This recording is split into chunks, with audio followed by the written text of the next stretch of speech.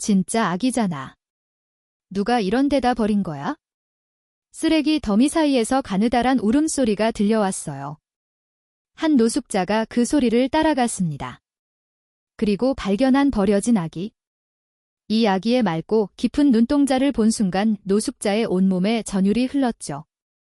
결국 그는 외면할 수 없었습니다. 그런데 이 아기는 그냥 아기가 아니었어요. 가르쳐주지 않아도 숫자의 이치를 깨닫고 한 번 본 걸 절대 잊지 않은 천재 아이였던 거예요. 이 노숙자는 알지 못했습니다. 8년 뒤 아기의 정체가 밝혀지는 순간 피 한 방울 섞이지 않은 아버지로 살아온 자신의 삶이 송두리째 뒤바뀐다는 것을. 사연 시작 전 구독과 좋아요를 눌러주시고 어디서 듣고 계신지 댓글 남겨주시면 그곳으로 행운이 가득 깃들기를 바라겠습니다. 서울역 뒷골목 철거를 앞둔 낡은 건물 기둥 사이였습니다. 한겨울 칼바람이 뼛속까지 파고드는 그곳에 한 남자가 쓰러져 있었어요. 때가 잔뜩 묻은 신문지를 입을 삼아 덮고 빈 소주병을 가슴에 끌어안은 채로요. 성진이었습니다. 불과 몇 년 전만 해도 이 사람은 수백 명의 직원을 거느린 천재 기술자였습니다.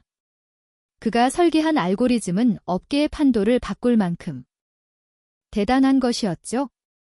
사람들은 그를 미래를 이끌 인재라 불렀고 대기업들이 앞다투어 손을 내밀었습니다. 하지만 그건 전부 과거 얘기입니다. 배신당한 거예요. 가장 믿었던 사람한테 뒤통수를 맞았습니다. 성진이 평생을 바쳐 만든 기술은 하룻밤 사이에 남의 것이 됐고 회사는 순식간에 무너졌습니다. 부모님은 그 충격을 이기지 못하고 쓰러지셨고 성진은 장례를 치를 돈마저 빌려야 했습니다. 세상이 그를 완전히 버린 겁니다. 처음엔 하루 이틀만 버티면 다시 일어설 수 있을 거라 믿었습니다. 그런데 한두 달이 지나고 어느새 1년이 가까워 오니 그런 희망 같은 건 싹 사라져 버렸어요. 사람들은 성진을 쳐다보지도 않았습니다. 길에 쓰러진 짐승 피하듯이 슬슬 돌아갔죠. 그러다 보니 성진의 마음도 딱딱하게 굳어버렸습니다. 살고 싶다는 생각 자체가 없었습니다. 원망도 분노도 전부 말라버렸어요. 그저 이 차가운 바닥에서 오늘 밤 그대로 눈을 감으면 영영 안 깨어났으면 좋겠다. 딱 그 생각뿐이었습니다. 성진은 떨리는 손으로 빈 소주병을 들어 올렸습니다. 병을 거꾸로 흔들어 봤지만 남은 건 몇 방울도 안 됐어요. 그 몇 방울마저 목구멍으로 털어넣고는 빈 병을 가슴에 끌어안았습니다. 하, 이것마저 끝이네. 성진은 허탈하게 웃으며 눈을 감았습니다. 그때였어요. 정적을 깨고 가느다란 소리가 들려왔습니다. 처음엔 길고양이 우는 소리인 줄 알았어요. 서울역 뒷골목엔 쓰레기 뒤지는 들고양이가 많았으니까요. 성진은 대수롭지 않게 귀를 막으려 했습니다. 근데 그 소리는 고양이 울음이 아니었습니다. 분명히 아기 울음소리였습니다. 설마 이런데 아기가 있을 리 없다고 생각했습니다. 하지만 울음소리는 점점 더 선명해졌습니다. 가늘고 힘없고 금방이라도 끊어질 것 같은 울음. 성진은 굳어버린 몸을 억지로 일으켰습니다. 온몸 관절이 삐걱거렸고 오랜 영양실조 탓에 눈앞이 핑 돌았습니다. 그래도 그 울음소리를 외면할 수가 없었어요. 뭔가에 이끌리듯 성진은 비틀비틀 소리 나는 쪽으로 걸어갔습니다. 쓰레기 더미 사이였습니다. 폐지 헌옷들이 어지럽게 널린 그 더러운 더미 한가운데에 얄팍한 수건 하나에 쌓인 피덩이가 있었습니다. 아기였습니다. 태어난 지 얼마 되지 않은 아기가 있었어요. 온몸이 파랗게 질려 있었습니다. 작은 입술이 바들바들 떨리고 있었고 가느다란 손가락은 허공을 향해 필사적으로 뻗어 있었습니다. 성진은 그 자리에 얼어붙었습니다. 누가 이런 짓을 한 걸까? 세상에 어떻게 이렇게 잔인할 수가 있나? 성진은 멍하니 아기를 내려다 보았습니다. 하지만 바로 그 다음 순간 전혀 다른 생각이 머리를 스쳤습니다. 신고해야 하나? 성진은 중얼거리다가 고개를 세차게 저었습니다. 아니야. 안 돼. 운하 같은 노숙자가 아기를 데려가면 어떻게 되겠어? 유괴범으로 뒤집어 쓰는 거지. 경찰이 와서 내 신분 확인하는 순간 과거가 다 드러나. 그럼 난 끝장이야. 성진은 한 발짝 뒤로 물러섰습니다. 내 인생도 쓰레기통인데 누굴 도와? 나 자신 하나 못 건지면서. 그는 비겁하게 고개를 돌렸습니다. 아기 울음소리가 등 뒤에서 칼날처럼 파고들었지만 성진은 이를 악물고 그 자리를 벗어나려 했습니다. 바로 그때였습니다. 누군가 성진의 소매끝을 필사적으로 붙잡았습니다. 철수였습니다. 철수는 성진과 함께 이 길바닥에서 지내온 동료 노숙자였습니다. 한때는 건설 현장에서 일하던 인부였는데 사고로 다리를 다친 뒤로 일자리를 잃고 거리로 나왔다고 했어요. 성진보다 10살은 더 많았고 겨울마다 심해지는 기침 때문에 온몸이 망가져 있었죠. 며칠 전부터 철수의 상태가 심상치 않았습니다. 기침할 때마다 피가 섞여 나왔고 숨 쉴 때마다 가슴에서 그르렁거리는 소리가 났어요. 성진이 병원 가보자고 했지만 철수는 손을 내저었습니다. 철수는 자기가 이제 끝이라는 걸 스스로 알고 있었던 거예요. 그런 철수가 지금 남은 힘을 전부 짜내서 성진의 소매를 붙잡고 있었습니다. 철수가 가쁜 숨을 몰아쉬며 품 안에서 뭔가를 꺼냈습니다. 꼬질꼬질한 비닐봉지였습니다. 철수는 떨리는 손으로 그 봉지를 성진의 손바닥에 꾹 눌러주었습니다. 성진이 봉지를 열어보니 안에는 구겨진 지폐와 동전들이 빼곡히 들어있었어요. 31만 4천 원. 철수가 길바닥에서 구걸하고 폐지 모으고 빈병 주워 팔면서 평생 모은 전 재산이었죠. 성진의 눈이 휘둥그레졌습니다. 이게 뭐야? 철수 씨. 이건 안 돼. 철수가 성진의 손을 꽉 움켜쥐었습니다. 목소리는 바스락거리는 마른 낙엽 같았지만 그 안에 담긴 간절함은 세상 어떤 외침보다 강렬했습니다. 김형 씨. 철수는 성진을 늘 그렇게 불렀습니다. 성진의 진짜 성은 강이었지만 길바닥에서 지내는 동안 과거를 숨기려고 가짜 이름을 썼거든요. 제발 저 애 좀 살려줘. 철수의 눈에서 눈물이 흘러내렸습니다. 저 피덩이가 무슨 죄야? 세상에 나온 지 얼마나 됐다고 저렇게 버려져서 얼어 죽게 생겼어. 저걸 버린 놈들은 짐승이지 사람이 아니야. 철수가 성진의 손을 더 세게 쥐었습니다. 근데 우리는 사람 아닌가? 형, 나는 이제 끝이야. 오늘 밤 못 넘겨? 하지만 형은 달라. 형은 아직 살 수 있어? 철수의 목소리가 갈라졌습니다. 하늘이 우리 같은 놈들한테 사람 구실하라고 저 애를 보낸 거야? 제발 형이 살려줘. 성진은 아무 말도 못했습니다. 목구멍이 막혀서 말이 안 나왔어요. 철수의 손이 천천히 힘을 잃어갔습니다. 그렇게 철수는 눈을 감았습니다. 성진은 한참 동안 그 자리에서 움직이지 못했어요. 31만 4천 원이 든 봉투와 차갑게 식어가는 친구의 몸을 번갈아 보며 그는 멍하니 서 있었습니다. 쓰레기 더미 사이에서 아기 울음소리가 다시 들려왔죠. 아까보다 더 약해진 울음이었어요. 금방이라도 꺼져버릴 것 같은 생명의 불씨였습니다. 성진은 떨리는 손으로 자기가 덮고 있던 낡은 패딩 점퍼를 벗었습니다. 그리고 철수의 시신 위로 조심스럽게 덮어주었어요. 미안하네 철수 씨. 성진의 목소리가 떨렸습니다. 떠나는 길에 해줄 수 있는 게 이것뿐이라? 거기선 춥지 마시게. 성진의 눈에서 뜨거운 눈물이 흘러내렸습니다. 눈물을 흘린 게 대체 얼마만인지 기억도 안 났어요. 지금 이 순간 뭔가가 가슴 깊은 곳에서 터져나오고 있었습니다. 성진은 몸을 일으켜 쓰레기 더미 쪽으로 걸어갔습니다. 아기는 울음을 멈추고 있었습니다. 울 힘조차 없어진 건지 아니면 이미 너무 늦은 건지. 성진의 심장이 벌렁거렸습니다. 제발, 제발 살아 있어라. 그는 무릎을 꿇고 아기에게 다가갔습니다. 아기의 눈이 열려 있었습니다. 파랗게 질린 입술, 가느다랗게 떨리는 손가락. 하지만 아기의 눈동자만큼은 맑고 깊었습니다.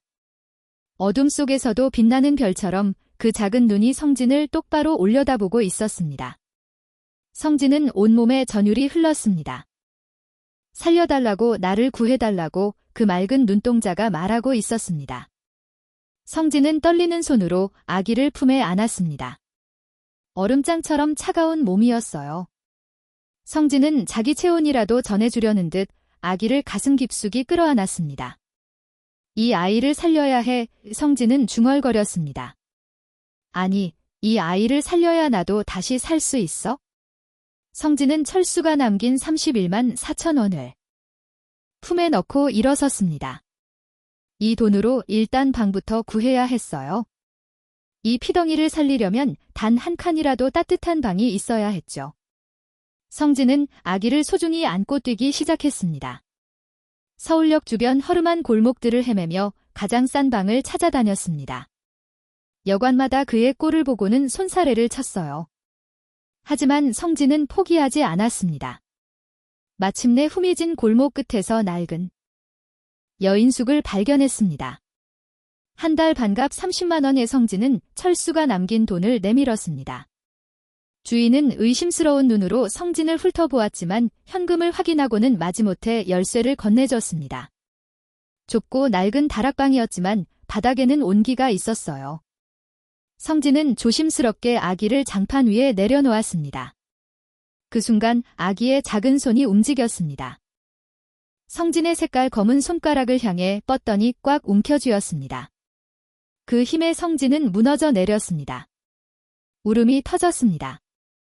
성진은 아기 손을 잡은 채로 엉엉 울었습니다. 그래, 다시 살자. 성진은 눈물 속에서 말했습니다. 내가 너를 위해서라도 다시 사람이 되어볼게. 내가 너를 지켜줄게.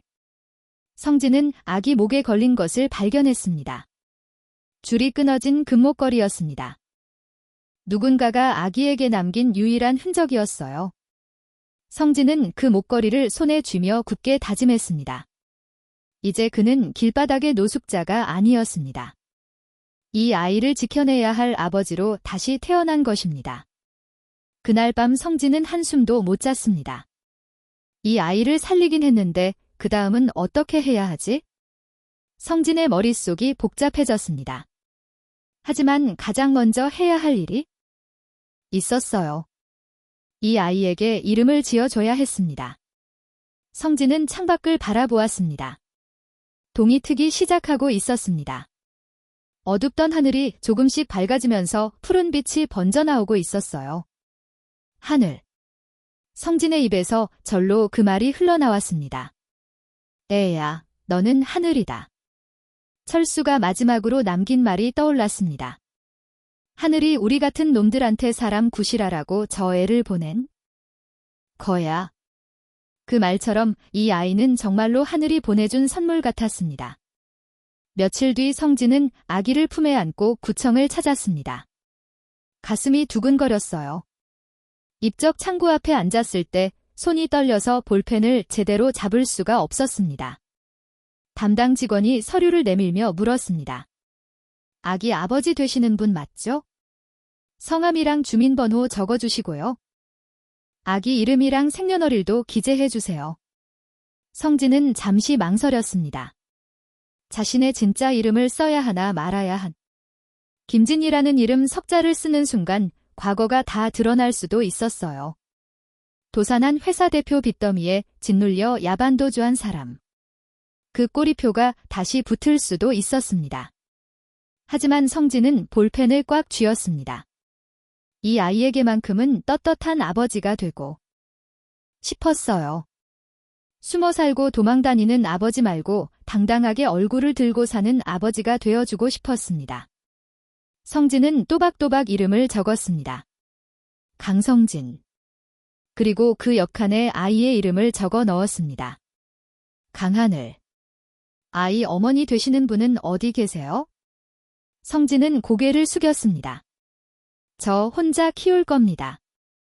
직원이 잠시 성진을 올려다 보았습니다.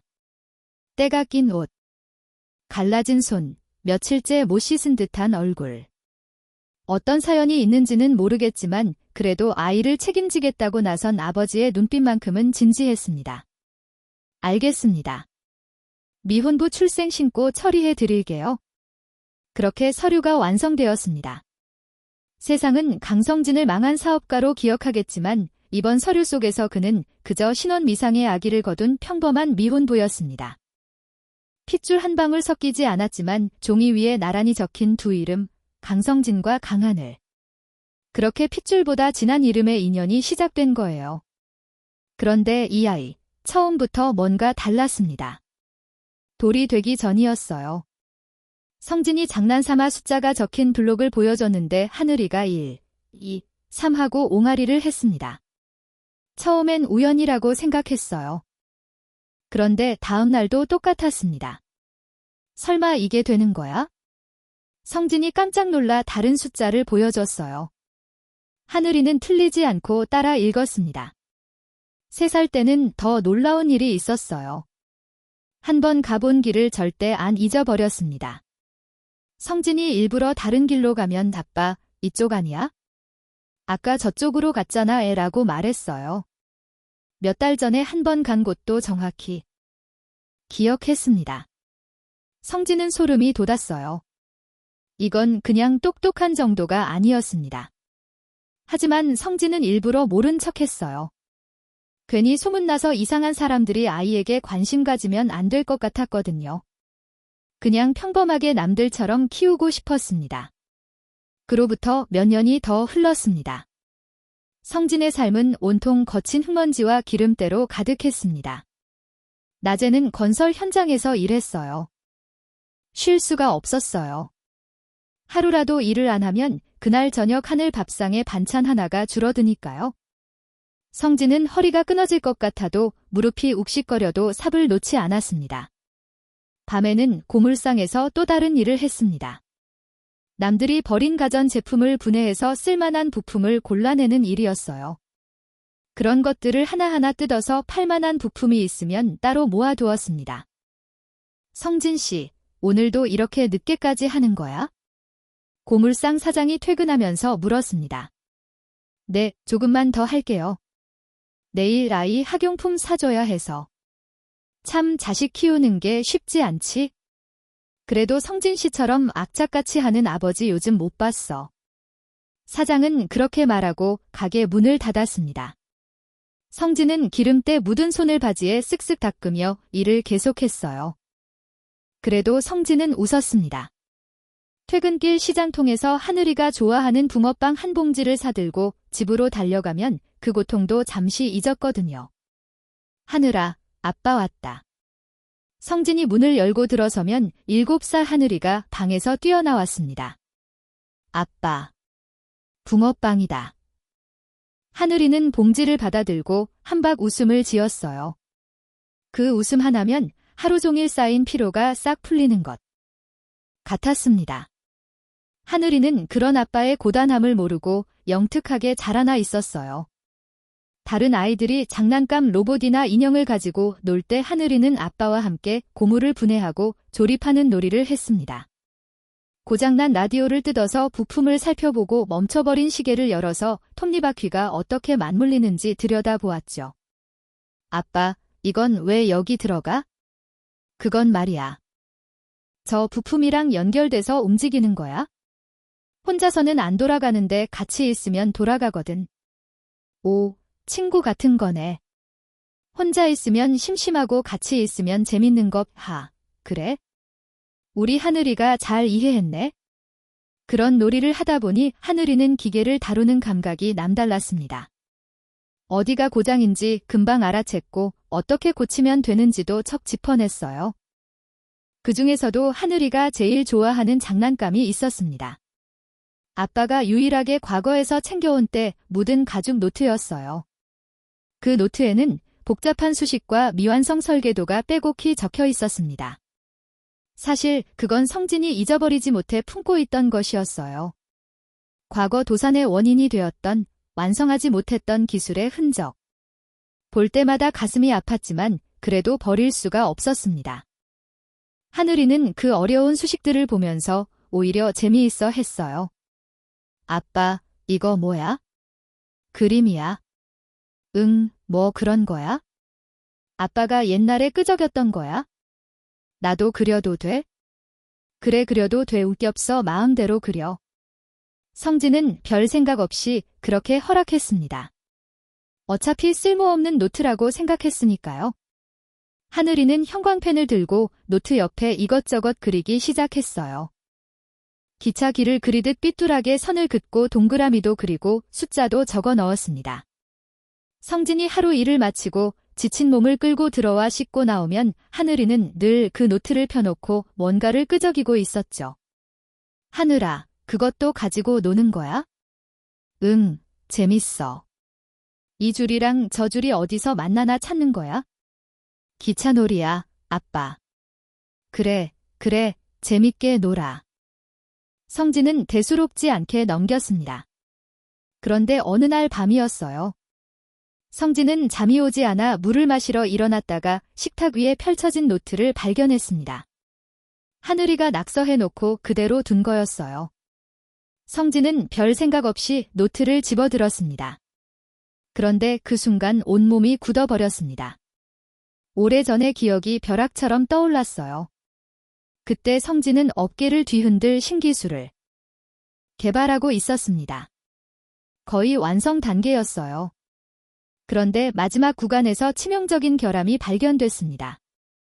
수백 명의 엔지니어가 달라붙어도 그 문제를 풀지 못했어요. 결국 그게 회사를 파멸로 몰았죠. 투자자들은 등을 돌렸고 성진을 믿었던 사람들은 하나둘 떠났습니다.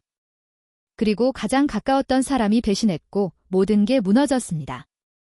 그 치명적인 결함이 적힌 바로 그 페이지. 그 위에 하늘이가 형광펜으로 장난처럼 그어놓은 선 하나가 있었습니다. 성진의 눈이 커졌습니다. 거짓말 같았어요. 하늘이가 그어놓은 그 선 하나가 아무도 풀지 못했던 문제의 해답을 제시하고 있었습니다. 물론 완벽한 해답은 아니었어요. 7살짜리가 그린 낙서니까요. 하지만 방향은 정확했습니다. 어디서 막혔고 어떻게 풀어야 하는지 그 힌트가 분명히 거기에 있었어요. 성진은 떨리는 손으로 노트를 내려놓았습니다. 전율이 온몸을 훑고 지나갔습니다. 어렸을 때부터 심상치 않더니 결국 이 정도였던 거야? 성진은 고개를 돌려 작은 방에서 자고 있는 하늘이를 바라보았어요. 이불을 발로 걷어차고 새우잠을 자고 있는 7살짜리 아이. 대체 이 아이는 누구의 핏줄이기에 이토록 눈부신 재능을 타고난 걸까? 성진은 살금살금 방으로 들어가 곁에 앉았습니다. 이불을 다시 끌어다 덮어주었습니다. 대체 넌 누구 아들이냐? 성진은 혼잣말처럼 중얼거렸습니다. 하지만 바로 그 다음 순간 고개를 저었어요. 아니다. 이 아이가 누구 자식이든 상관없다. 이 천재적인 아이가 가난 때문에 기회를 잃으면 안 된다. 남들처럼 배우고 남들처럼 자라나고 남들처럼 평범하게 살아가게 해 줘야 한다. 그것만이 망가진 인생을 겨우 지탱하고 있는 아빠 강성진의 마지막 소원이다.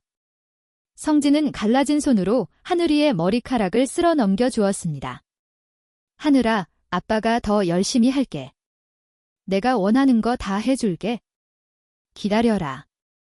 아빠가 꼭 해줄게. 성진은 그렇게 다짐했습니다. 그해 겨울 성진의 손에 한 통의 편지가 들어왔습니다. 초등학교 입학 통지서였어요. 하늘아, 이거 봐, 너 학교 간다. 성진은 떨리는 손으로 통지서를 펼쳤습니다. 하늘이가 달려와서 아빠 옆에 붙어 함께 들여다보았어요. 하늘이는 신이 나서 방방 뛰었습니다. 그 모습을 보며 성진도 웃었어요. 하지만 속으로는 덜컥 겁이 났습니다. 학교에 가려면 필요한 게 한두 가지가 아니었어요.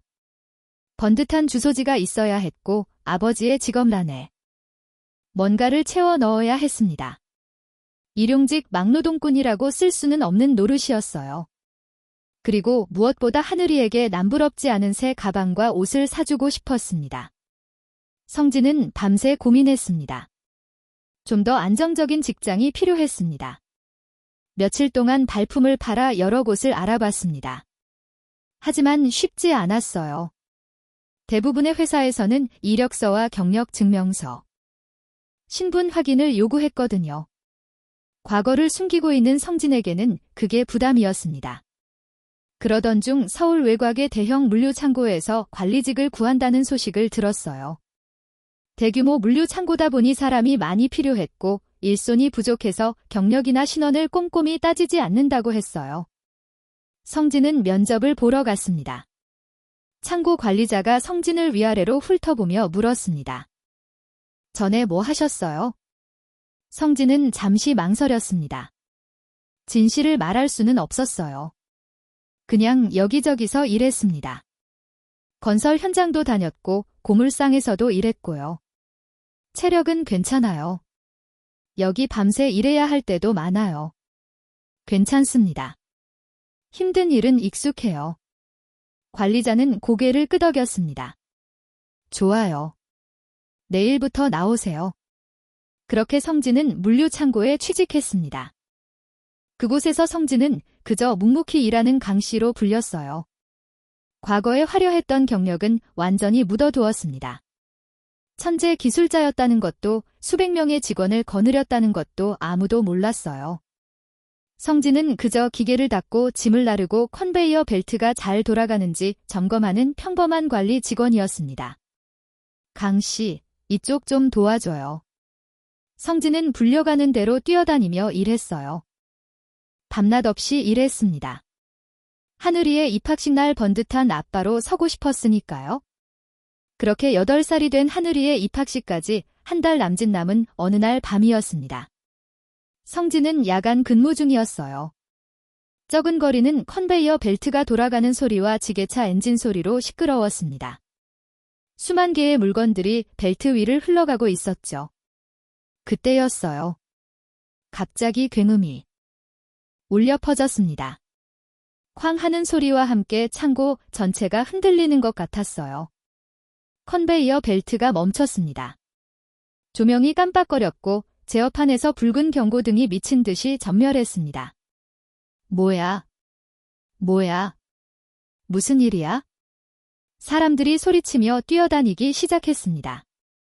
창고 전체를 통제하던 독일제 메인 제어 시스템이 갑자기 멈춰버린 거예요. 이 시스템은 창고의 모든 물류 흐름을 관리하는 핵심 장치였습니다. 이게 멈추면 아무것도 할 수가 없었어요. 컨베이어 벨트 위에는 수만 개의 물건이 그대로 멈춰버렸습니다. 출하 예정이던 물량들이 전부 마비된 거예요. 현장은 순식간에 아수라장이 되었습니다. 빨리 기술팀 불러. 본사에 연락해. 독일 기술 지원팀한테도. 관리자들이 허둥지둥 뛰어다녔습니다. 하지만 아무도 문제를 해결하지 못했어요. 시스템 자체가 완전히 먹통이 되어버렸거든요. 사고 규모가 점점 커졌습니다. 결국 책임 소재를 가리기 위해 경찰과 정밀조사반이 현장에 들이닥쳤어요. 혹시 누군가 고의로 시스템을 망가뜨린 건 아닌지, 내부 직원 중에 문제가 있는 건 아닌지 조사하기 위해서였습니다. 전 직원 신분증 확인합니다. 한 줄로 서세요. 경찰이 소리쳤습니다. 직원들이 하나둘씩 줄을 섰어요. 신분증을 내밀고 주소지를 확인받고 간단한 질문에 답하는 절차가 시작되었습니다. 성진은 창고 구석에서 그 광경을 지켜보았습니다. 가슴이 쿵쿵 뛰었어요. 죄를 지은 건 아니었지만 두려웠어요. 번듯한 집도 없고 안정적인 직업 이력도 없는 자신의 처지가 들통날까 봐요. 성진의 머릿속에 온갖 생각이 스쳐 지나갔습니다. 신분증을 내밀었다가 주소지 불명이 확인되면 어떻게 되지? 과거 도산 이력이 조회되면? 그렇게 하나씩 파헤쳐지다 보면 과거 비밀리에 올린 하늘이의 호적 문제까지 밝혀질 수도 있어. 성진의 손끝이 떨리기 시작했습니다. 유전적 연고가 없는 미혼부, 핏줄을 섞지 않은 아이를 자기 자식으로 신고한 사람. 만약 그게 문제가 된다면 유괴범이라는 오명을 쓰게 될 수도 있어. 그럼 하늘이는? 하늘이를 시설에 뺏기게 되는 건가? 등에서 식은땀이 흘러내렸습니다. 강씨, 당신도 신분증 준비해. 관리자가 큰 소리로 외쳤습니다. 성진은 본능적으로 몸을 숨겼어요. 사람들 틈에 섞여서 조금씩 뒤로 빠졌습니다. 여기서 신원이 노출되느니 하늘이를 데리고 다시 도망치는 게 낫겠다. 성진은 그렇게 판단했습니다. 로커 앞으로 달려가 낡은 가방을 꺼냈습니다. 그때 가방 안에서 뭔가가 성진의 손에 잡혔어요. 낡은 가죽 노트였죠. 항상 품고 다니던 옛날 기술 노트였습니다. 성진은 급하게 그걸 가방에 쑤셔 넣으려다가 멈췄어요. 노트 뒷장이 눈에 들어왔습니다. 거기에는 하늘이가 크레용으로 삐뚤하게 적어놓은 낙서가 있었어요. 성진이 밤새 전율하며 들여다보았던 바로 그 낙서요. 아빠, 여기 빈칸에 기차를 세워두면 안 돼. 내가 옆으로 길을 뚫어줬어. 하늘이가 그렇게 말했던 게 떠올랐어요. 숫자와 수식 사이에 장난처럼 그어놓은 선들, 기차길을 그리듯 이어놓은 삐뚤한 선들. 머릿속에서 뭔가가 번쩍였어요. 지금 이 창고에서 벌어지고 있는 일, 멈춰버린 메인 시스템. 그 고질적인 문제를 해결할 수 있는 답이 거기 있었어요. 데이터 병목 현상. 성진은 물류 창고에서 일하면서 그 시스템의 구조를 어느 정도 파악하고 있었습니다. 이 독일제 시스템은 원래 고질적인 문제가 있었어요. 데이터가 한꺼번에 몰리면 처리 속도가 급격히 느려지다가 결국 멈춰버리는 현상이 주기적으로 발생했거든요. 기술팀도 해결 못하고 독일 본사 엔지니어들도 손을 못 댄 문제였습니다. 그런데 하늘이가 그어놓은 이 선, 우회로. 이게 바로 그 해답이었어요. 성진조차 상상하지 못했던 완벽한 알고리즘의 보완책이 거기 있었습니다. 데이터가 막히면 옆으로 우회시켜서 분산 처리하면 되는 거예요. 기차가 막히면 옆으로 길을 뚫어주면 되는 것처럼요.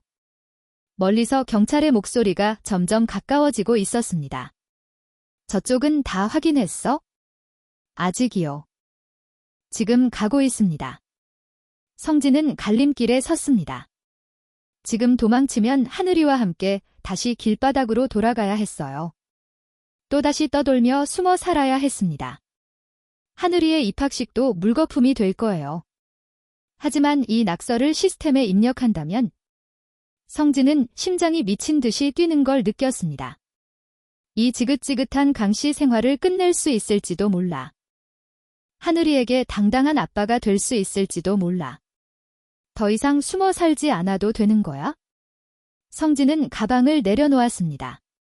노트를 꽉 움켜쥐었어요. 경찰의 발자국 소리가 점점 가까워지고 있었습니다. 성진은 몸을 돌렸습니다. 도망가는 방향이 아니라 메인 서버실을 향해서요. 그리고 주먹을 다져 달리기 시작했습니다. 심장이 터질 것 같았어요.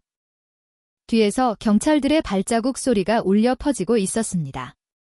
서버실 앞에 도착했을 때 문이 닫히려 하고 있었습니다. 자동문이었어요. 천천히 닫히고 있는 육중한 철문. 성진은 이를 악물고 몸을 던졌습니다. 문틈 사이로 간신히 몸을 밀어넣었어요. 쿵 하는 소리와 함께 문이 완전히 닫혔습니다. 서버실 안은 고요했습니다. 수십 대의 서버 장비가 줄지어 서 있었고 형형색색의 불빛들이 깜빡이고 있었어요. 하지만 메인 제어반 쪽에서는 붉은 경고등이 미친 듯이 전멸하고 있었습니다. 시스템이 완전히 먹통이라는 증거였죠. 성진은 숨을 고르려 했지만 쉽지 않았어요. 손이 떨리고 있었습니다. 밖에서 소리가 들려왔어요. 강씨 못 봤어? 아까 이쪽으로 오던데? 관리자의 목소리였습니다. 성진은 본능적으로 몸을 더 낮췄어요. 서버 장비 사이에 숨어서 숨을 죽였습니다. 글쎄요. 못 봤는데요. 발자국 소리가 서버실 문 앞에서 멈췄어요. 성진은 심장이 멎는 것 같았습니다. 다행히 발자국 소리가 멀어졌습니다. 성진은 그제야 조금 숨을 내쉬었습니다. 하지만 시간이 없었어요. 언제 다시 누가 올지 모르는 상황이었습니다. 성진은 조심스럽게 몸을 일으켜 메인 제어반 앞으로 다가갔어요. 8년 만이었습니다. 이런 제어 시스템 앞에 앉는 게요. 과거에는 이런 화면 앞에서 수백 명의 엔지니어를 지휘했었죠. 성진은 품 안에서 구겨진 가죽 노트를 꺼냈습니다. 노트를 펼쳤어요. 7살짜리가 그린 기차길, 숫자와 수식 사이를 이리저리 연결한 삐뚤한 선들. 성진은 머릿속으로 빠르게 계산하기 시작했어요. 이 낙서 속에 담긴 논리를 데이터 값으로 치환했습니다. 그동안 삽자루를 쥐고 시멘트를 나르느라 굳은 살이 박힌 손가락이었지만 머릿속 회로는 아직 살아있었어요. 과거 천재 기술자였던 그 감각이 되살아나고 있었습니다. 성진은 키보드 앞에 앉았습니다. 손가락이 키보드 위를 움직이기 시작했어요. 화면에 코드가 입력되기 시작했습니다. 성진은 하늘 위의 낙서를 보며 하나씩 값을 입력해 나갔어요. 숫자를 치고 수식을 넣고 우회 경로를 설정했습니다. 그때였습니다. 쾅쾅 밖에서 서버실 문을 두드리는 소리가 들렸어요. 안에 누구 있어? 문 열어. 경찰의 목소리였습니다. 성진의 손이 잠시 멈췄어요. 심장이 쿵쾅거렸습니다. 하지만 멈출 수 없었어요. 지금 멈추면 모든 게 물거품이 되는 거니까요. 쾅쾅. 문을 두드리는 소리가 점점 거세졌습니다. 문 안 열면 강제로 열 거야. 안에 누구 있는 거야? 성진은 식은땀을 닦을 새도 없이 키보드를 쳤습니다. 손가락이 미친 듯이 움직였어요. 마지막 값을 입력했습니다. 그리고 엔터 키를 쳤어요. 잠시 정적이 흘렀어요. 화면에서 붉은색 오류 코드가 사라졌습니다. 대신 초록색 불빛이 깜빡이기 시작했어요. 그때 굉음과 함께 뭔가가 움직이는 소리가 들렸습니다. 멈춰있던 컨베이어 벨트가 다시 돌아가는 소리였어요. 바닥을 통해 진동이 전해져 왔습니다. 창고 전체가 다시 살아나고 있었습니다. 돌아간다. 기계 살았어. 밖에서 환호성이 터졌습니다. 사람들이 소리 지르며 뛰어다니는 소리가 들렸어요. 바로 그때 서버실 문이 벌컥 열렸습니다. 경찰과 관리자들이 들이닥쳤어요. 안에 누가 있었어? 거기 꼼짝 마. 성진은 재빨리 노트를 품에 숨겼습니다. 그리고 태연하게 제어반 옆에 떨어진 낡은 부품을 줍는 척하며 일어섰어요. 뭐야? 강 씨잖아. 관리자가 눈을 깜빡했습니다. 강 씨, 여기서 뭐 하는 거야? 성진은 머리를 극적이며 대답했어요. 기계가 갑자기 소리가 나길래요. 뭔가 이상하다 싶어서 들어와 봤는데 제가 좀 건드려 봤습니다. 투박한 사투리를 섞어서 말했습니다.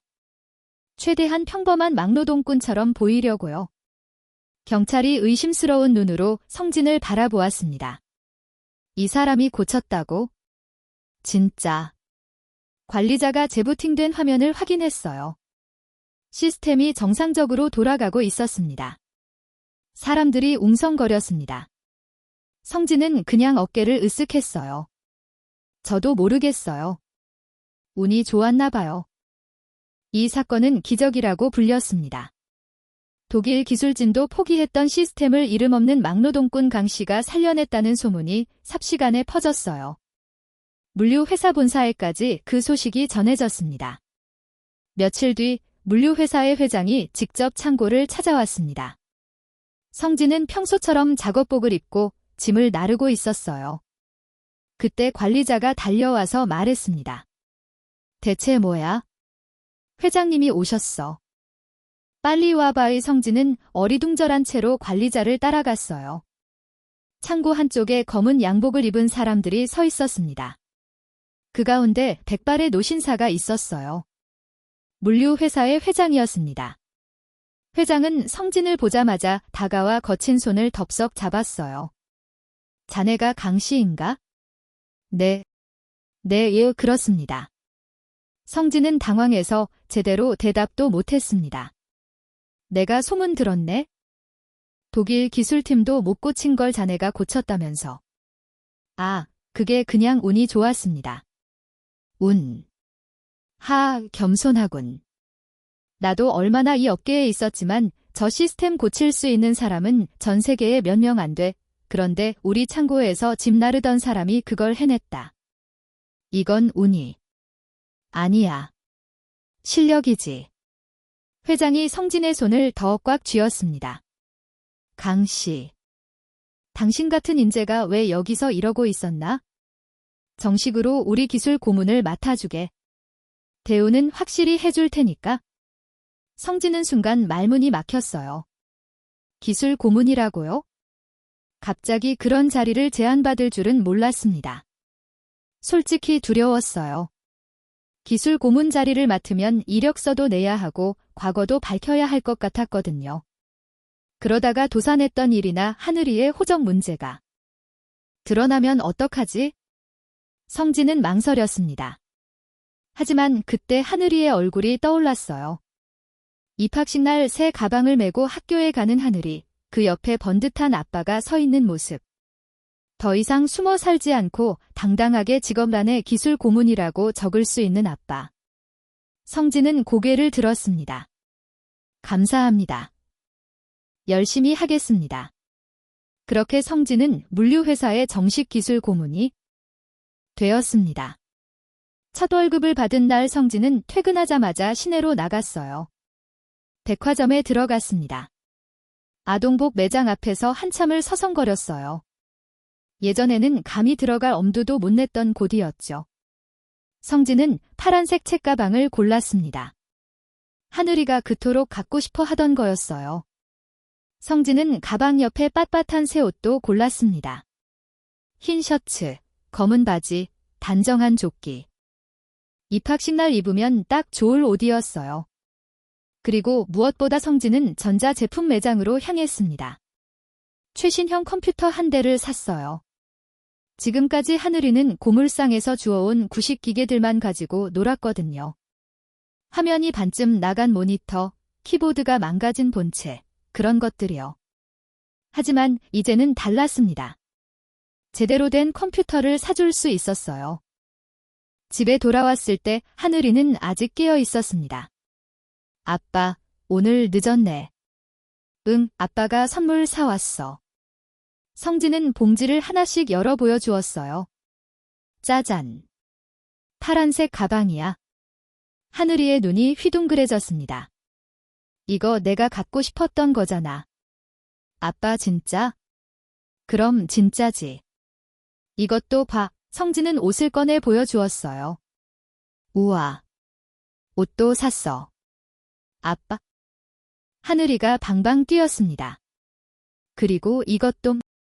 성진이 마지막으로 컴퓨터 박스를 꺼냈어요. 하늘이는 한동안 말을 잃었습니다. 눈만 껌벅거리며 박스를 바라보았어요. 아빠, 이거 진짜야? 응, 진짜야. 이제 고장난 기계 말고 제대로 된 거 써. 하늘이의 눈에 눈물이 글썽였습니다. 아빠, 고마워. 하늘이가 성진의 품에 안겼어요. 성진은 아이를 꼭 안아주었습니다. 그날 밤 성진은 컴퓨터를 설치해 주었어요. 하늘이는 신이 나서 이것저것 눌러보았습니다. 성진은 예전 가죽 노트를 스캔해서 화면에 띄워주었어요. 하늘이가 크레용으로 그렸던 낙서들, 숫자와 수식 사이에 그어놓은 선들. 그게 화면에 떠오르자 하늘이는 신기한 듯 들여다보았습니다. 아빠, 내가 그린 거다. 그래. 하늘이가 그린 거야? 이게 아빠를 도와줬어. 진짜 내가?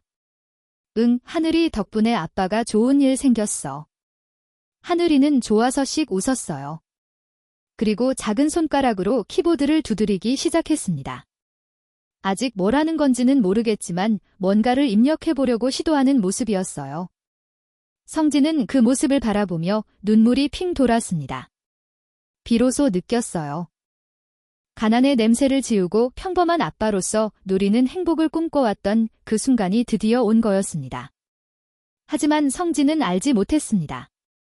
며칠 뒤 물류대란을 해결한 천재 엔지니어에 대한 기사가 경제지에 실렸어요. 이름 없는 막노동꾼, 독일 기술팀도 포기한 시스템 살려내다라는 제목이었습니다. 기사에는 성진의 사진까지 실렸어요. 서울 한복판 대산 그룹 본사에 임원실 한 남자가 그 기사를 읽고 있었습니다. 40대 중반의 날카로운 인상을 가진 남자였어요. 대상그룹의 박전무였습니다. 박전무는 기사에 실린 사진을 보는 순간 손에 들고 있던 신문을 구겼습니다. 강성진. 그의 입에서 나지막한 목소리가 흘러나왔어요. 이 자식이 아직 살아있었어. 8년 전 자신의 손으로 완전히 매장했다고 생각했던 그 남자. 그가 버젓이 살아서 그것도 번듯한 기술 고문이라는 직함을 달고 세상에 나타난 거였습니다. 강성진. 박전무의 입에서 차가운 목소리가 흘러나왔어요. 8년 전 박전무는 성진의 기술을 빼앗았습니다. 성진이 개발한 핵심 알고리즘을 자기 것인 양 가로챘고 투자자들을 자기 편으로 돌려세웠죠. 그리고 온갖 거짓 증거를 만들어서 성진을 사기꾼으로 몰았습니다. 결국 성진의 회사는 하루아침에 무너졌고 성진은 길바닥으로 쫓겨났어요. 박전무는 그때 성진이 완전히 끝났다고 생각했습니다. 다시는 일어서지 못할 거라고요. 그런데 지금 그 남자가 다시 나타났어요. 용납할 수 없어. 박전무는 중얼거렸습니다. 그는 즉시 비서를 불렀어요. 강성진이라는 자의 현재 주소, 직장, 가족 관계 전부 다 알아와. 하나도 빠짐없이. 알겠습니다. 비서가 고개를 숙이고 나갔습니다. 며칠 뒤 비서가 보고서를 들고 왔어요. 강성진, 현재 서울 외곽의 한 물류회사에서 기술 고문으로 근무 중입니다. 주소지는 서울 변두리의 낡은 빌라이고요. 가족 관계는 아들이 한 명 있습니다. 강하늘. 올해 8살이고 근처 초등학교에 다니고 있습니다. 아들. 박전무의 눈이 가늘어졌습니다. 네. 미혼부로 되어 있습니다. 아이 어머니에 대한 기록은 없습니다. 박전무는 잠시 생각에 잠겼어요. 그러다 입꼬리를 올렸습니다. 아들이 있으면 약점이 있다는 거지? 좋아. 내가 직접 확인해 봐야겠어? 박전무는 그날부터 성진을 감시하기 시작했습니다. 직접 검은색 승용차를 몰고 성진이 사는 빌라 근처에 가서 잠복했어요. 자기 눈으로 직접 보고 싶었습니다.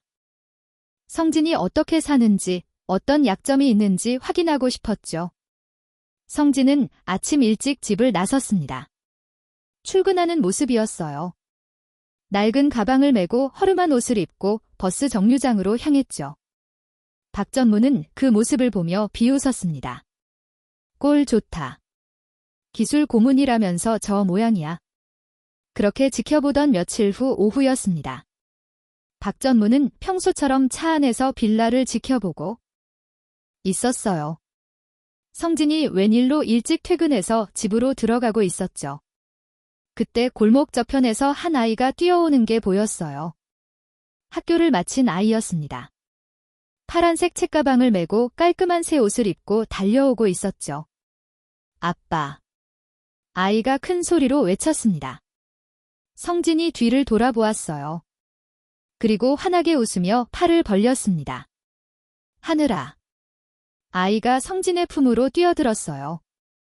성진이 아이를 번쩍 안아 올렸습니다. 두 사람은 빙글빙글 돌며 웃었죠. 아빠, 오늘 학교에서 칭찬받았어. 진짜. 우리 하늘이 뭐 했는데? 수학 시험에서 100점 맞았어. 와, 대단하다. 아빠가 오늘 맛있는 거 사줄게. 박전무는 그 모습을 차 창문 너머로 지켜보고 있었습니다. 그런데 갑자기 박전무의 얼굴에서 피기가 싹 빠졌어요. 그는 소스라치게 놀라 차 창문을 내렸습니다. 눈을 비비고 다시 보았어요. 아이의 얼굴. 그 얼굴을 본 순간 박전무의 심장이 얼음물에 담긴 듯 차갑게 식어버렸습니다. 8살짜리 아이의 얼굴에서 박전무가 평생을 시기하고 두려워했던 한 사람과 너무나 닮아 있었습니다. 박주현. 대상그룹의 전 후계자이자 박전무의 친형이었어요. 8년 전 형은 아내와 함께 사고로 세상을 떠났습니다. 갓난아기를 남긴 채로요. 그 후 갓난아기는 행방불명되어 사망 처리되었죠. 그 덕분에 박전무는 대상그룹의 모든 권력을 손에 넣을 수 있었습니다. 말도 안 돼.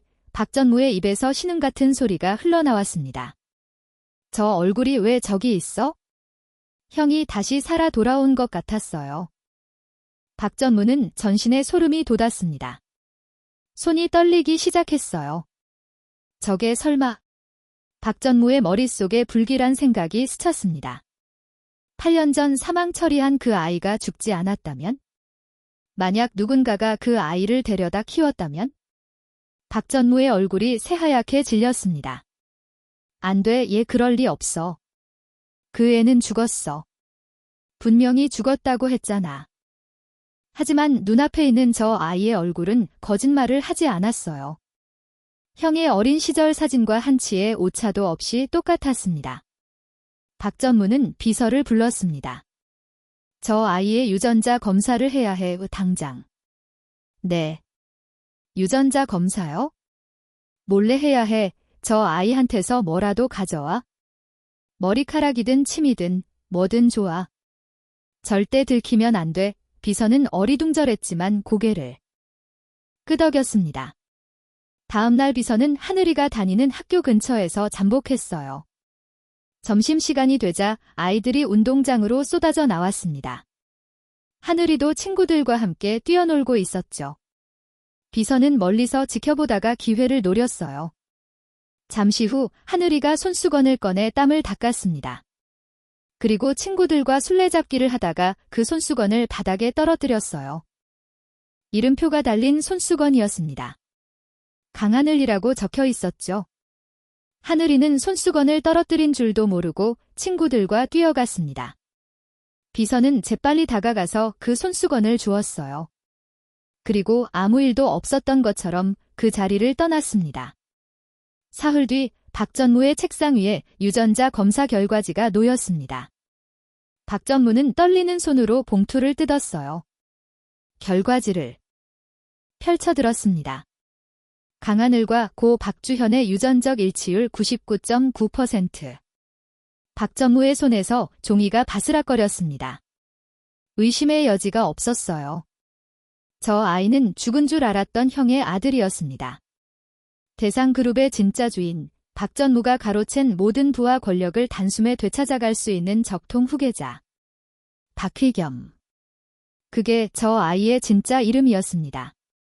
어떻게 이럴 수가? 박전무는 의자에 털썩 주저앉았어요. 등줄기를 타고 식은땀이 흘러내렸습니다.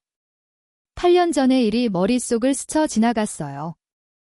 분명히 끝났다고 생각했던 일이 지금 다시 살아나고 있었습니다.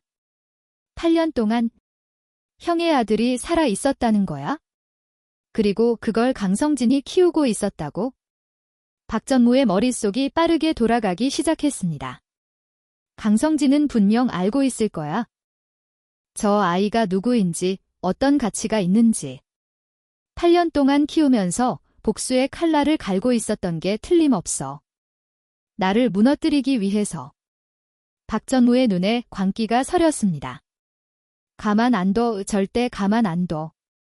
그는 즉시 성진을 찾아가기로 했습니다.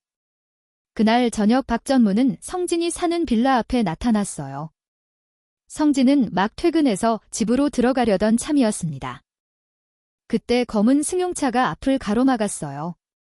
뭐야, 이 차는? 성진이 의아해하며 발걸음을 멈췄습니다. 차문이 열렸어요. 박전무가 내렸습니다. 성진의 얼굴이 굳어졌습니다. 8년 만이었어요. 자신을 파멸로 몰아넣었던 그 남자의 얼굴. 성진은 이를 악물었습니다. 내가 왜 여기 있어? 성진의 목소리가 차갑게 가라앉았어요. 박전무가 비웃듯 웃었습니다. 오랜만이네, 강성진. 기술 고문이 다 됐다면서? 꼴 좋다. 정말. 할 말 있으면 해, 아니면 꺼져. 성진은 박전무를 노려보았습니다. 박전무가 한 걸음 다가왔어요. 그리고 서늘한 목소리로 말했습니다. 강성진, 너 사람 뒤통수 치는 재주가 여전하군. 뭔 소리야? 그 아이야? 내 아들이라고 하던데? 성진의 눈이 커졌습니다. 하늘이. 하늘이가 왜? 박 전무가 성진의 멱살을 확 움켜잡았어요. 그 애 어디서 났어? 대체 누군지 알고 그 애를 끼고 산 거야? 성진은 박 전무의 손을 뿌리쳤습니다. 이 미친놈이 뭐라는 거야? 내 아들한테 손대지 마오 내 아들. 하이 웃기고 있네. 내가 무슨 소리 하는지 모르겠어? 그 애 어디서 손에 넣은 거냐고. 박 전무의 눈이 광기로 이글거렸어요. 성진은 박 전무가 왜 이토록 미친 듯이 아이의 출처를 묻는지 이해할 수 없었습니다. 그저 과거의 원한 때문에 자신을 괴롭히려는 것이라고만 생각했어요. 나를 망하게 하더니 이젠 내 아들까지 건드리려고. 내가 아무리 그래도 내 아들은 내가 지킨다. 성진이 소리쳤습니다. 박 전무는 성진의 눈빛을 보았어요. 그 눈빛에서 성진이 아직 진실을 모르고 있다는 걸 직감했습니다. 아이가 누구인지 어떤 피가 흐르는지 전혀 모르고 있는 눈빛이었어요. 이 바보 같은 놈, 박 전무는 속으로 비웃었습니다. 하지만 오히려 그 무지가 더 위험하다고 판단했어요.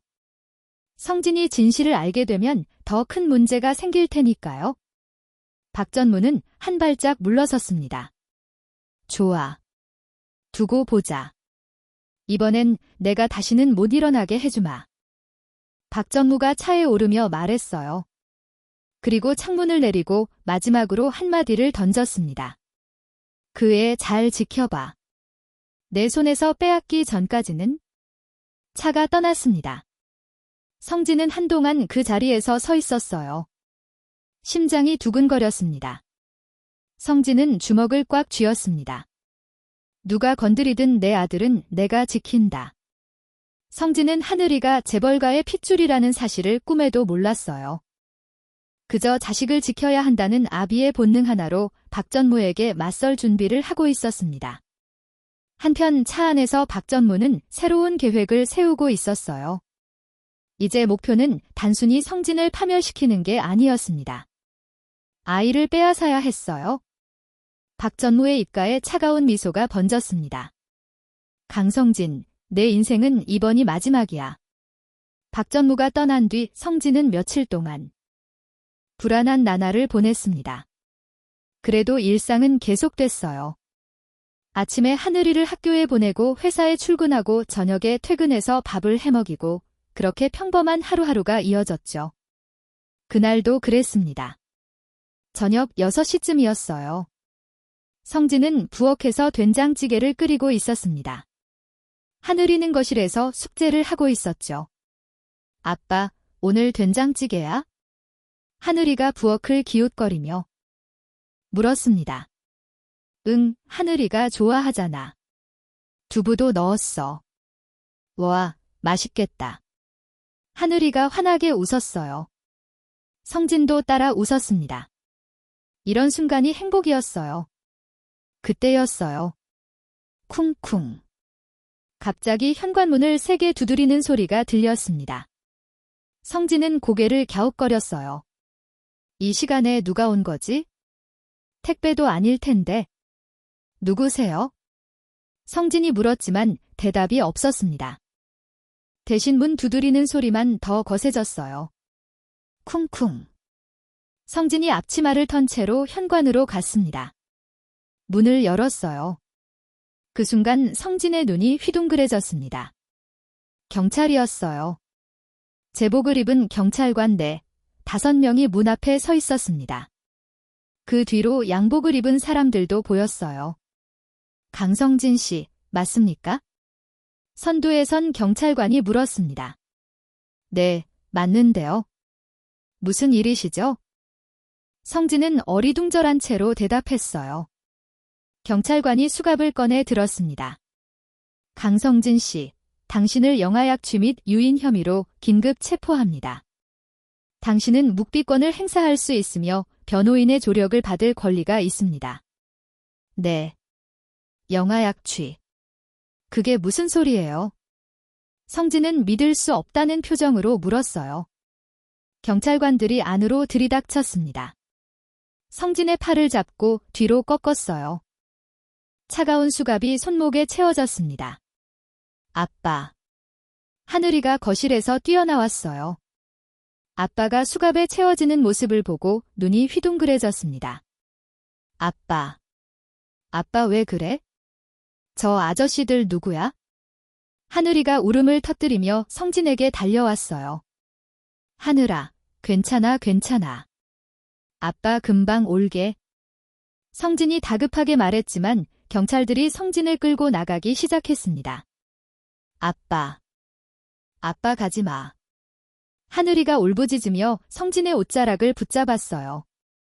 하지만 양복을 입은 사람들이 하늘이를 떼어 놓았습니다. 아이는 저희가 보호하겠습니다. 보호. 당신들 누구야? 내 아들한테 손대지 마.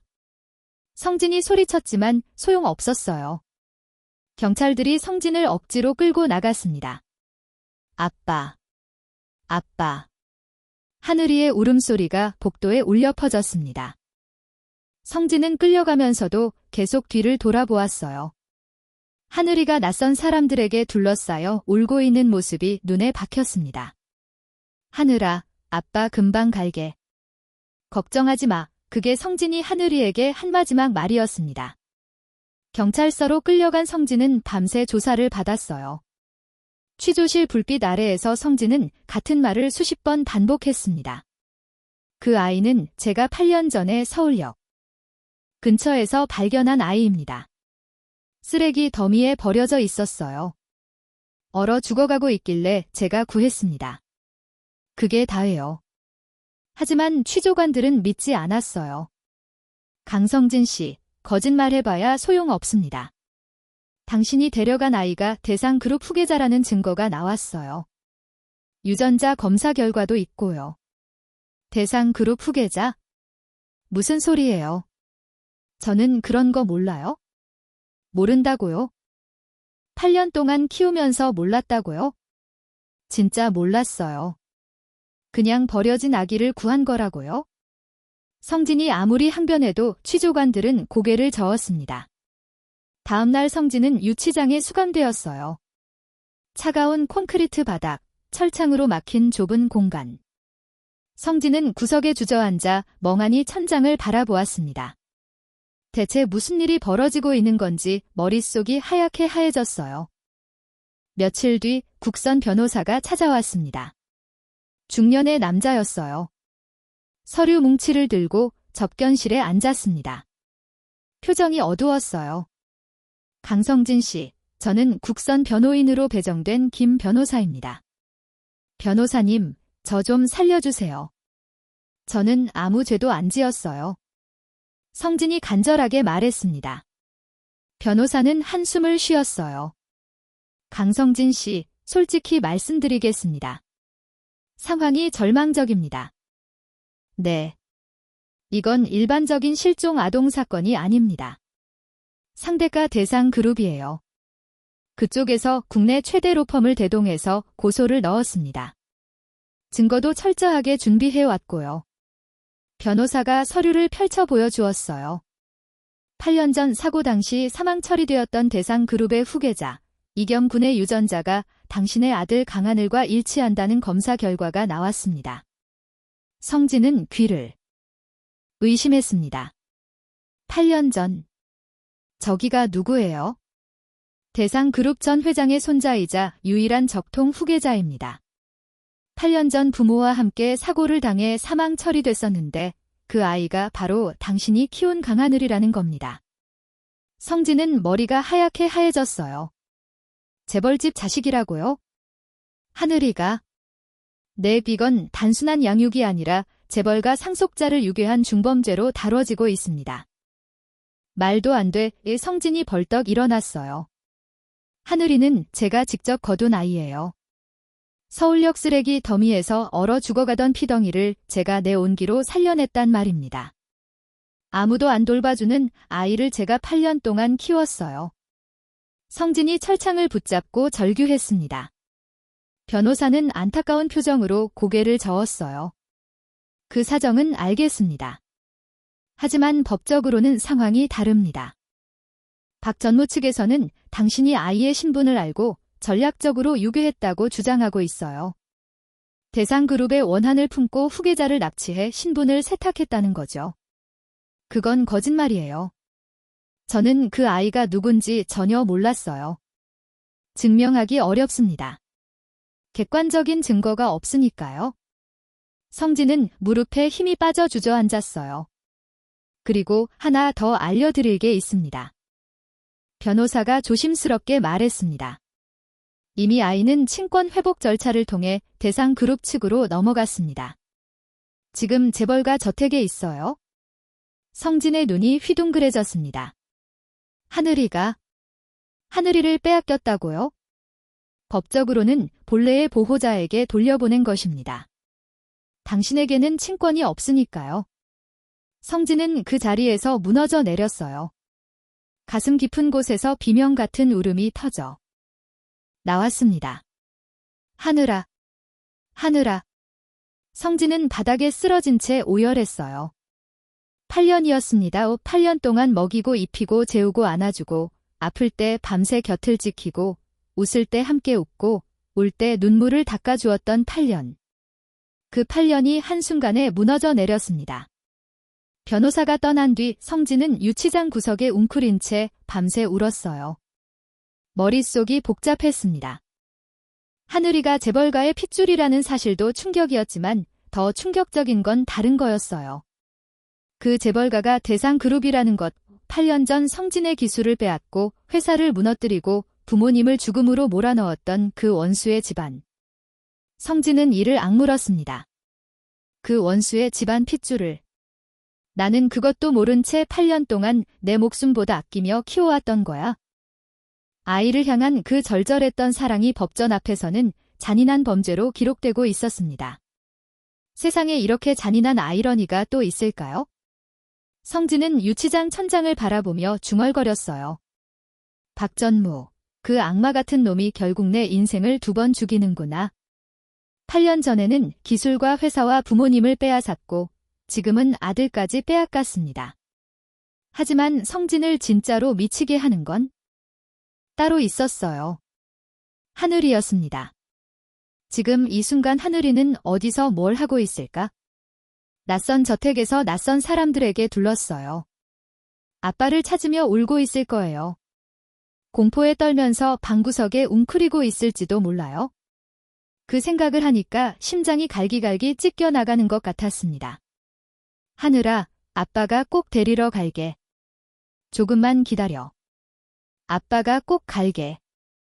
성진은 차가운 유치장 바닥에 이마를 대고 흐느꼈습니다.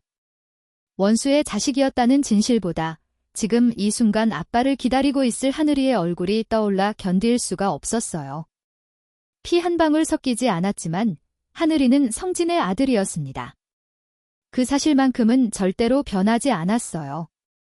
성진이 차가운 유치장 바닥에서 피눈물로 밤을 지새우고 있을 때 하늘이는 전혀 다른 세상에 있었습니다. 대상그룹 본가 저택은 높은 담장에 둘러싸여 있었고 곳곳에 경비원들이 서 있었습니다. 마치 궁궐 같았지만 하늘이에게는 감옥이나 다름없었어요. 하늘이는 저택 2층의 넓은 방에 갇혀 있었습니다. 방은 화려했어요. 큰 침대, 부드러운 카페트, 최신형 텔레비전, 온갖 장난감들, 어떤 아이라도 좋아할 만한 것들이 가득했죠. 밥상에는 산해진미가 차려져 나왔습니다. 한 번도 먹어본 적 없는 비싼 음식들이었어요. 하지만 하늘이는 손도 대지 않았습니다. 방구석에 웅크린 채 입을 굳게 다물고 있었어요.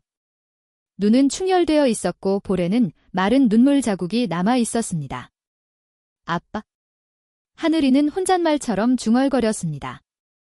아빠 어디 있어? 나 데리러 와. 이 문이 열리는 소리가 들렸습니다.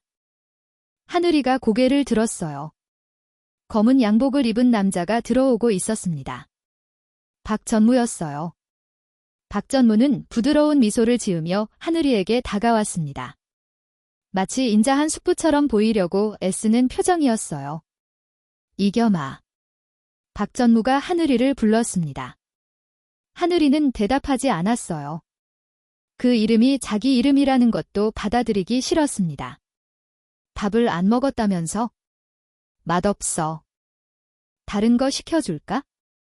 박전무가 하늘이 옆에 쪼그려 앉으며 말했어요. 그리고 손을 뻗어 하늘이의 머리를 쓰다듬으려 했습니다. 하늘이는 본능적으로 몸을 피했어요. 휙 하고 고개를 돌렸습니다. 마치 뱀을 피하듯이요. 박전무의 눈이 잠깐 차갑게 변했다가 다시 부드러운 표정으로 돌아왔어요. 무서워하지 마. 나는 내 숙부야. 내 진짜 가족이란다. 아저씨. 누군데요? 난 아저씨 몰라요. 하늘이가 처음으로 입을 열었습니다. 목소리가 떨리고 있었어요. 우리 아빠 어디예요? 아빠한테 데려다 줘요. 박전무의 입꼬리가 실룩거렸습니다. 아빠. 강성진 말이야? 박전무가 고개를 저었어요. 이겸아, 잘 들어.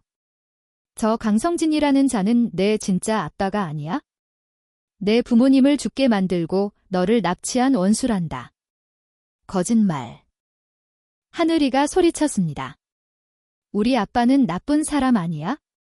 아빠는 매일 나한테 밥 해주고 학교 데려다주고 아플 때 밤새 안아줬단 말이야.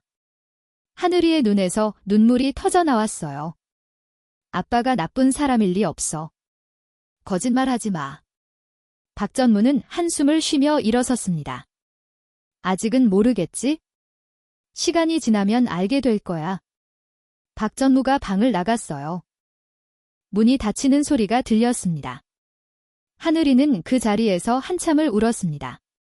하지만 8살 하늘이는 영특했어요. 울면서도 머리는 돌아가고 있었습니다. 이 낯선 곳에서 어떻게든 살아남아야 했어요. 그리고 아빠를 만나야 했습니다. 하늘이는 품속을 더듬었어요. 거기엔 소중한 것들이 있었습니다. 압수되던 그 긴박한 순간, 하늘이는 필사적으로 2가지를 챙겼어요. 경찰들이 아빠를 끌고 가고 낯선 사람들이 자기를 붙잡으려 할 때 하늘이는 재빨리 방으로 뛰어가서 2가지를 품에 숨겼습니다. 하나는 아빠의 낡은 가죽 노트였어요. 아빠의 손때가 묻은 그 노트, 하늘이가 어렸을 때부터 장난감처럼 가지고 놀던 그 노트였죠. 아빠의 냄새가 배어 있었어요. 다른 하나는 끊어진 금목걸이였습니다. 이건 아빠가 서랍 깊숙이 보관하고 있던 거예요. 하늘이도 몇 번 본 적이 있었죠. 아빠는 가끔 그 목걸이를 꺼내 물끄러미 바라보곤 했습니다.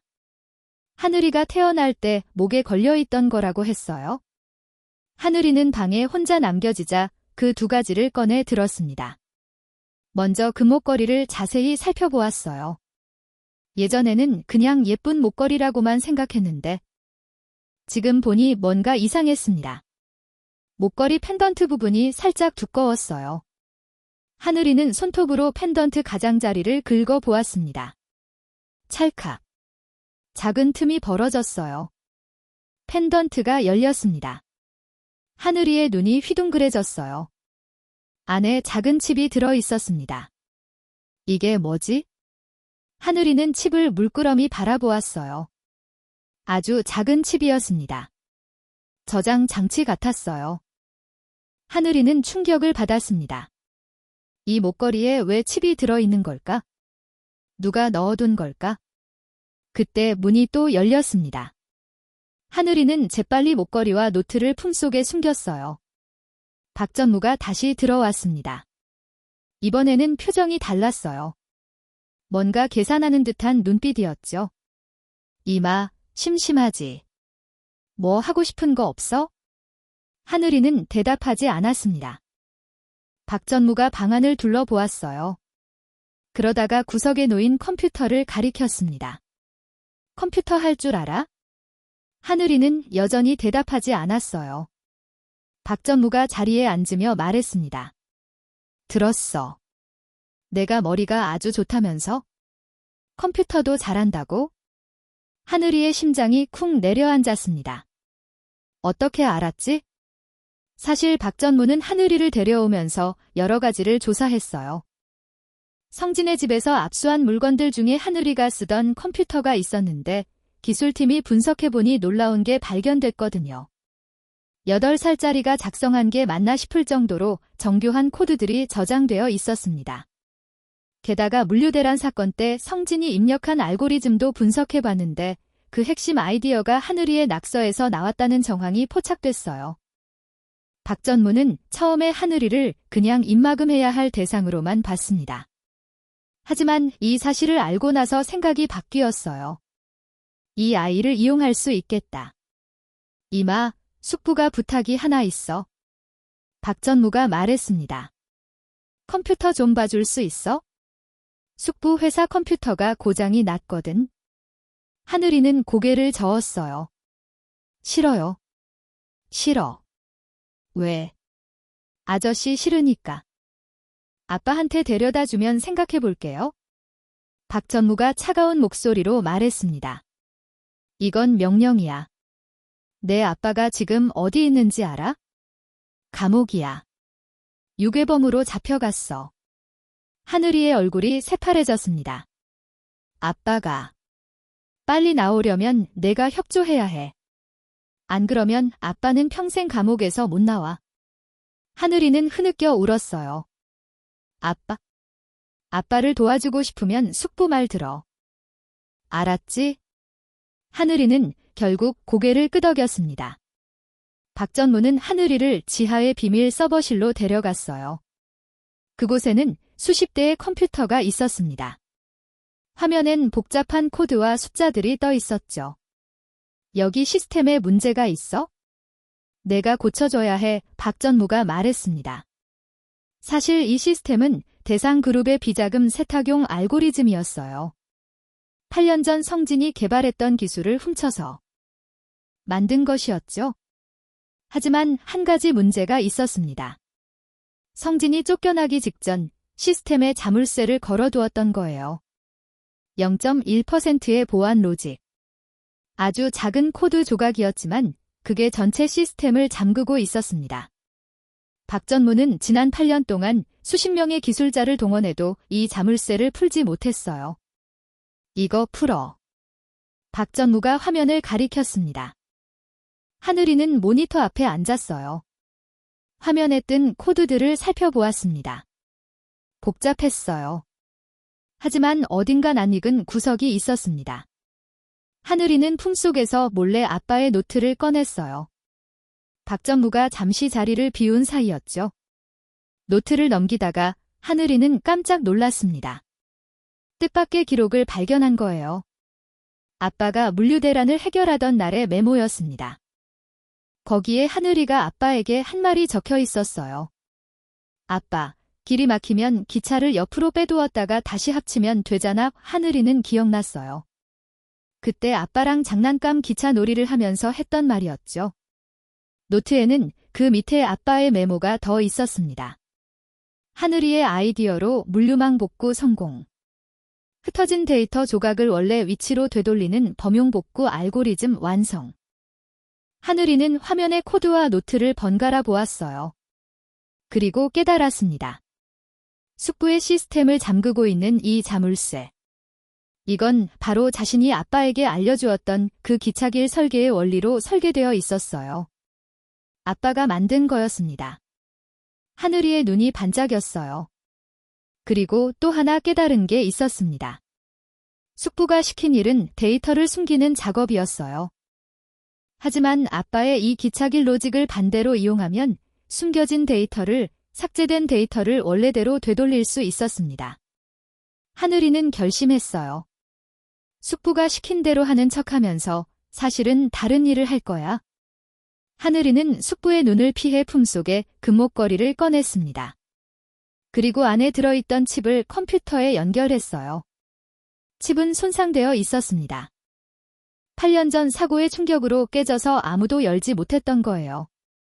하지만 하늘이는 아빠의 노트를 보며 복구 수식을 입력했습니다. 기차 선로가 맞춰지듯 하나씩 데이터가 연결되기 시작했어요. 그리고 마침내 칩 안의 데이터가 살아났습니다. 음성 파일이었어요. 하늘이는 이어폰을 꽂고 재생 버튼을 눌렀습니다. 형님은 결국 가셨군. 그리고 이 아이. 박전무의 목소리였어요. 8년 전의 녹음이었습니다. 여기 버려두면 알아서 죽겠지? 아무도 모르게 하늘이의 손이 떨렸습니다. 숙부가 자신을 버렸다는 말이었어요. 8년 전 부모님이 사고로 돌아가신 뒤 숙부가 살아있는 조카를 쓰레기 더미에 버렸던 거예요. 목걸이의 칩에는 그 잔인한 진실이 녹음되어 있었습니다. 이 목걸이는 사실 하늘이의 친아버지가 동생을 견제하기 위해 만들어둔 장치였던 거예요. 하늘이는 눈물을 삼켰습니다. 이걸 가지고 있으면 숙부를 무너뜨릴 수 있어. 하늘이는 멈추지 않았어요. 아빠의 복구 기술을 숙부의 메인 서버 전체에 주입했습니다. 그러자 놀라운 일이 벌어졌어요. 숙부가 8년 동안 숨겨왔던 것들이 하나씩 복구되기 시작한 거예요. 성진의 이름을 지우고 기술을 훔쳤던 조작 로그. 회사를 무너뜨리기 위해 만들었던 거짓 증거들, 투자자들을 속였던 문서들. 전부 다 살아났습니다. 하늘이는 이 두 가지 결정적 증거를 모았어요.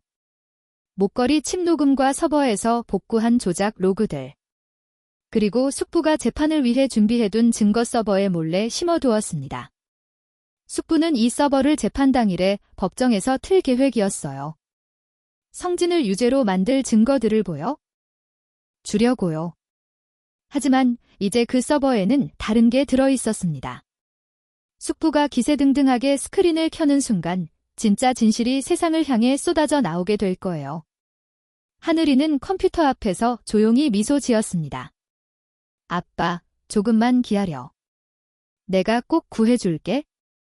8살짜리 아이의 작은 손가락이 거대한 악을 무너뜨릴 준비를 마쳤습니다. 재판날이 밝았습니다. 아침부터 법원 앞에는 취재진들이 몰려들었어요. 대상그룹 후계자 유괴 사건이라는 자극적인 타이틀 때문에 온 나라에 관심이 쏠려 있었습니다. 성진의 미성년자 약취 및 유인 혐의에 대한 최종 공판이었어요. 피고인석에 성진이 앉아 있었습니다. 며칠 사이에 성진은 완전히 다른 사람이 되어 있었어요. 볼이 푹 꺼지고 눈 밑에는 짙은 그늘이 드리워져 있었습니다. 하지만 성진의 눈은 오직 한 곳만 바라보고 있었습니다. 증인석이었어요. 거기에 하늘이가 앉게 될 거라는 걸 알고 있었거든요. 성진은 가슴이 터질 것 같았습니다. 일동 기립. 정적을 깨고 법정 경위의 목소리가 울려 퍼졌어요. 재판장이 입장했습니다.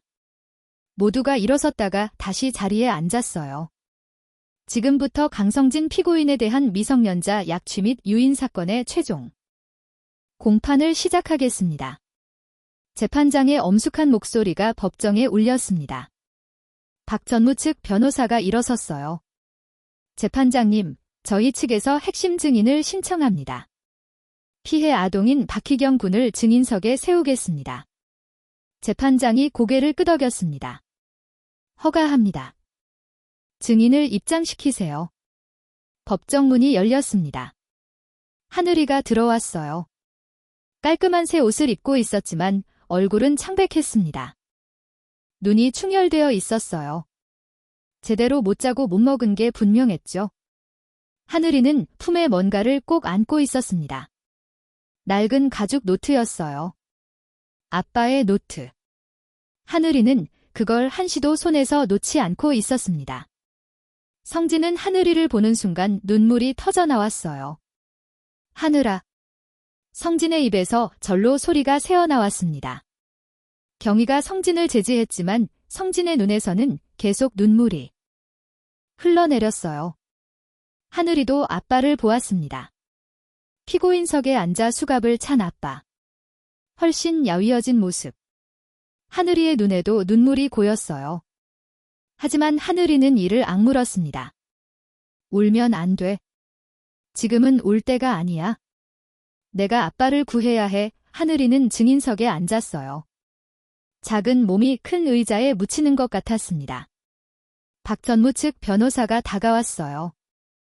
부드러운 미소를 지으며 말했습니다. 이겸군, 저기 앉아있는 아저씨 보이죠? 변호사가 성진을 가리켰어요. 네, 하늘이가 짧게 대답했습니다. 저 사람이 이겸군을 데려간 사람이에요. 무서운 아저씨죠. 하늘이는 대답하지 않았어요. 변호사가 계속 말했습니다. 저 아저씨가 이겸군을 억지로 데려가서 힘들게 살게 했죠. 좁은 집에서 맛없는 밥 먹으면서. 그렇죠. 하늘이는 여전히 입을 다물고 있었습니다. 변호사가 목소리를 더 부드럽게 낮췄어요. 이겸군, 솔직하게 말해도 돼요. 저 사람이 진짜 부모님을 못 만나게 한 나쁜 사람 맞죠? 이겸군을 납치한 범인 맞죠? 법정안이 조용해졌습니다. 모든 시선이 하늘이에게 쏠렸어요. 하늘이는 고개를 들어 피고인석을 바라보았습니다. 성진이 보였어요. 고개를 숙인 채 어깨를 떨고 있었습니다. 아들 앞에서 범인으로 몰리는 게 너무나 괴로운 거죠. 하늘이는 마이크를 향해 입을 열었습니다. 아저씨가 틀렸어요. 변호사의 표정이 굳어졌어요. 네. 우리 아빠는 나쁜 사람 아니에요? 하늘이의 목소리가 법정에 울려 퍼졌습니다. 밤마다 공장에서 돌아오면 아빠 손은 엄청 차가웠어요. 근데 내 발목이 춥다고 하면 아빠 가슴속에 넣어서 따뜻하게 해줬어요.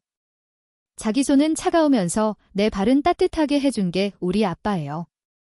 성진의 어깨가 더 크게 떨렸습니다.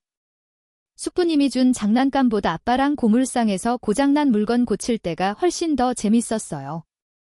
아빠랑 붕어빵 나눠 먹을 때가 제일 행복했어요. 하늘이의 눈에서 눈물이 흘러내렸어요. 하지만 목소리는 단호했습니다. 나를 살린 건 아저씨들이 말하는 부자피가 아니에요. 우리 아빠가 매일 사들고 오던 붕어빵이랑 아빠 땀 냄새예요. 8년 동안 나를 키워준 게 우리 아빠란 말이에요. 하늘이가 자리에서 벌떡 일어났습니다. 나는 이겸이 아니에요. 나는 강성진 아들 강하늘이에요. 법정이 술렁였습니다. 방청석에서 웅성거리는 소리가 났어요. 기자들이 부산하게 메모를 했습니다. 박 전무가 자리에서 일어났어요. 얼굴이 불그락푸르락했습니다. 재판장님, 아이의 기억이 조작된 겁니다. 8년 동안 세뇌당한 거예요. 박 전무가 소리쳤습니다. 저희 측에서 준비한 증거를 보여드리겠습니다. 화면을 띄워주세요. 박 전무가 손짓했어요. 대형 스크린에 불이 들어왔습니다. 박 전무는 승리를 확신하고 있었어요. 그 서버에는 성진을 유죄로 만들 증거들이 가득 들어 있었으니까요. 하지만 박 전무는 몰랐습니다. 그 서버에 다른 게 들어있다는 걸 화면이 켜졌습니다. 처음에는 아무것도 보이지 않았어요. 검은 화면이었습니다. 그런데 갑자기 화면에 이상한 것이 나타나기 시작했어요. 선들이었습니다. 마치 기차길처럼 생긴 선들이 화면 위를 달리기 시작했어요.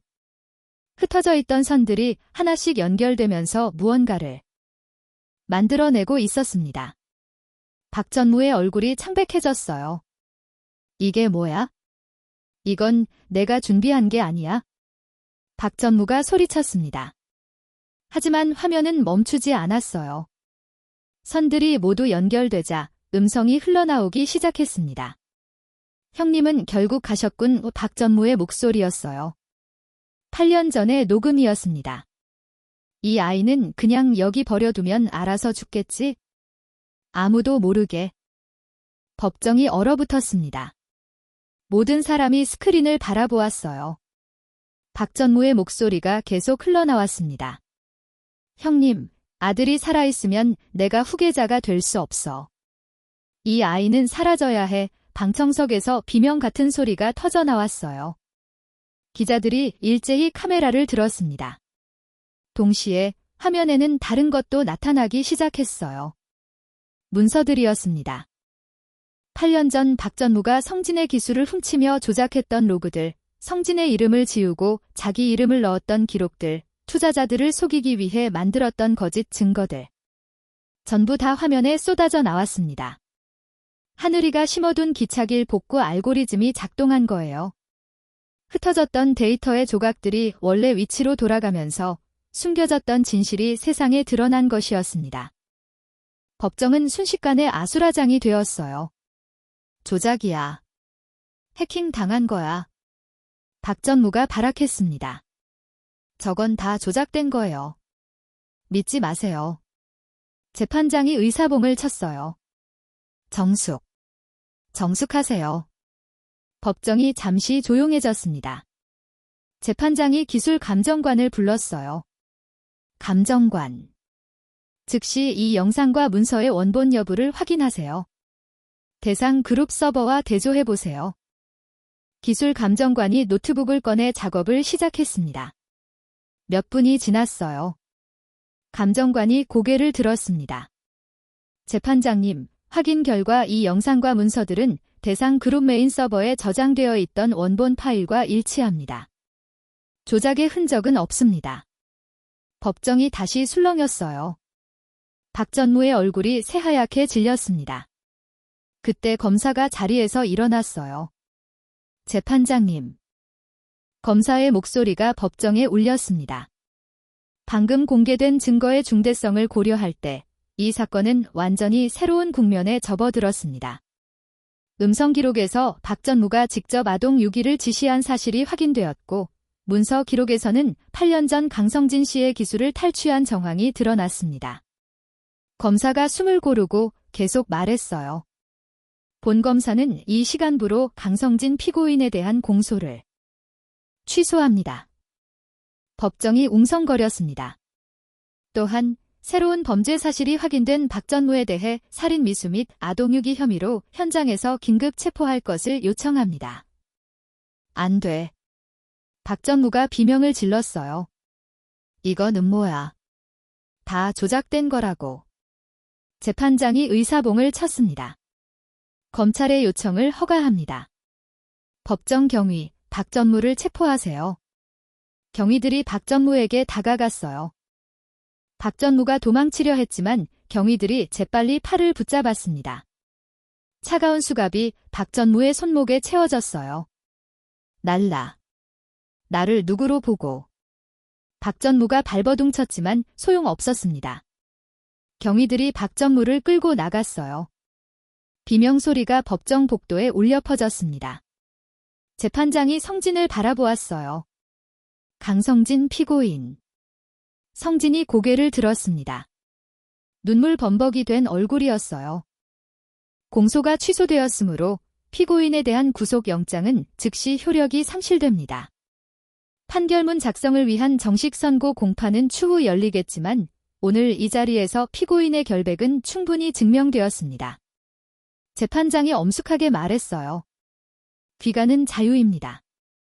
성진은 그 말을 듣는 순간 다리에 힘이 풀렸습니다. 털썩 그 자리에 주저앉았어요. 아빠. 하늘이가 증인석에서 뛰어내렸습니다. 법정을 가로질러 아빠에게 달려왔어요. 아빠. 하늘이가 성진의 품에 뛰어들었습니다. 성진은 아이를 꼭 껴안았어요. 8년 동안 품에 안아왔던 그 작은 몸, 그 익숙한 온기. 성진의 눈에서 눈물이 쏟아져 나왔습니다. 하늘아. 성진은 아이의 이름을 부르며 울었어요. 아빠 보고 싶었어. 하늘이도 아빠의 품에서 엉엉 울었습니다. 미안해, 하늘아. 아빠가 미안해. 아니야. 아빠 잘못 아니야? 나 알아. 다 알아. 두 사람은 법정 한가운데서 서로를 껴안고 한참을 울었습니다. 8년 전 성진이 기술을 지키기 위해 걸어두었던 0.1%의 자물쇠. 그 자물쇠가 아들이 알려준 기차길 로직을 타고 돌아와 아빠를 구원한 순간이었어요. 피 한 방울 섞이지 않았지만 이보다 더 강한 부자지간은 없었습니다. 법정에서의 극적인 반전 이후 세상은 뒤집어졌습니다. 박 전무의 체포 소식은 그날 밤 뉴스 속보로 전국에 퍼졌어요. 대상그룹 후계자 유기 사건, 기술 탈취 음모, 8년간의 은폐 공작. 언론들은 앞다투어 이 충격적인 사건을 보도했습니다. 성진은 석방되었어요. 법원 정문을 나서는 성진의 손을 하늘이가 꼭 잡고 있었습니다. 수많은 카메라 플래시가 터졌지만 두 사람은 아랑곳하지 않았어요. 그저 서로의 손을 놓지 않고 걸어갔습니다. 집으로 돌아온 성진은 며칠 동안 아무것도 하지 않았어요. 그냥 하늘이 옆에 앉아 있었습니다. 밥 먹을 때도 옆에, 잠 잘 때도 옆에. 며칠 동안 떨어져 있던 시간이 너무나 길게 느껴졌거든요. 서로의 존재를 확인하듯 두 사람은 늘 붙어 있었어요. 아빠, 어디 안 가? 하늘이가 물었습니다. 안 가, 어디도 안 가, 진짜? 진짜야. 아빠 이제 하늘이 곁에 계속 있을 거야? 성진이 하늘이의 머리를 쓰다듬었어요. 하늘이는 그제야 안심한 듯 아빠의 품에 파고들었습니다. 그렇게 일주일이 지났어요. 그날도 평범한 오후였습니다. 성진은 부엌에서 라면을 끓이고 있었고 하늘이는 거실에서 숙제를 하고 있었죠. 그때 밖에서 이상한 소리가 들렸어요. 차 소리였습니다. 그것도 한 대가 아니라 여러 대. 성진이 창문으로 다가가 밖을 내다보았어요. 그리고 눈이 휘둥그레졌습니다. 빌라 앞 좁은 골목에 검은색 고급 세단이 줄지어 서 있었어요.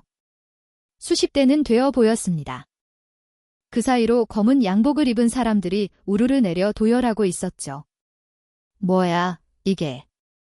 성진이 중얼거렸어요. 하늘이도 창가로 달려와 밖을 내다보았습니다. 아빠, 저 사람들 누구야? 몰라. 아빠도 몰라. 그때 가운데 세단의 문이 열렸어요. 백발의 노부인이 내렸습니다. 70쯤 되어 보이는 여성이었어요. 화려한 한복을 입고 있었고 주변 사람들이 공손히 부축하고 있었습니다. 그 모습만 봐도 범상치 않은 사람이라는 게 느껴졌어요. 성진은 순간 직감했습니다. 대상 그룹의 노 회장이었어요. 하늘이의 친할머니. 노 회장이 경호원들의 부축을 받으며 빌라 계단을 올라왔습니다. 성진은 급히 현관문을 열었어요. 어서 오세요. 성진이 어색하게 인사했습니다. 노 회장은 성진을 물끄러미 바라보았어요. 그리고 허름한 빌라 안을 둘러보았습니다. 좁은 거실, 낡은 가구, 금 가는 벽지. 화려한 저택에서 평생을 보낸 노 회장에게는 낯선 풍경이었겠죠.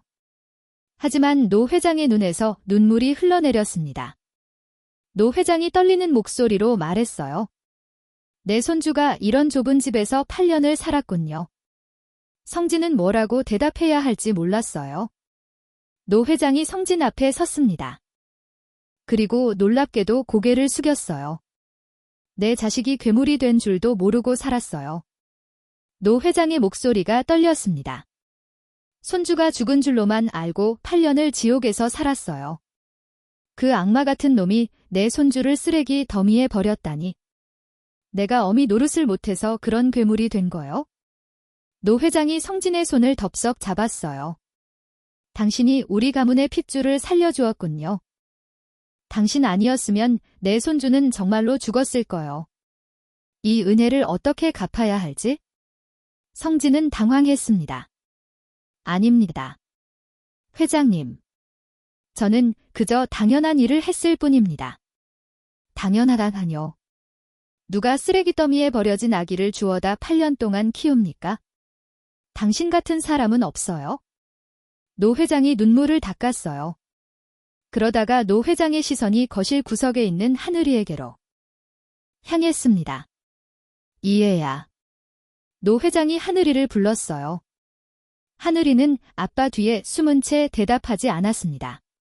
노 회장이 천천히 다가왔어요. 이겸아, 할머니야. 내 친할머니? 하늘이는 여전히 입을 다물고 있었습니다. 노 회장이 하늘이 앞에 무릎을 꿇었어요. 백발의 노부인이 허름한 빌라 바닥에 무릎을 꿇은 거였습니다. 미안하다. 얘야. 할머니가 미안하다. 8년 동안 널 찾지 못해서. 할머니가 더 잘 살폈으면 이런 일이 없었을 텐데. 노 회장의 눈에서 다시 눈물이 흘러내렸어요.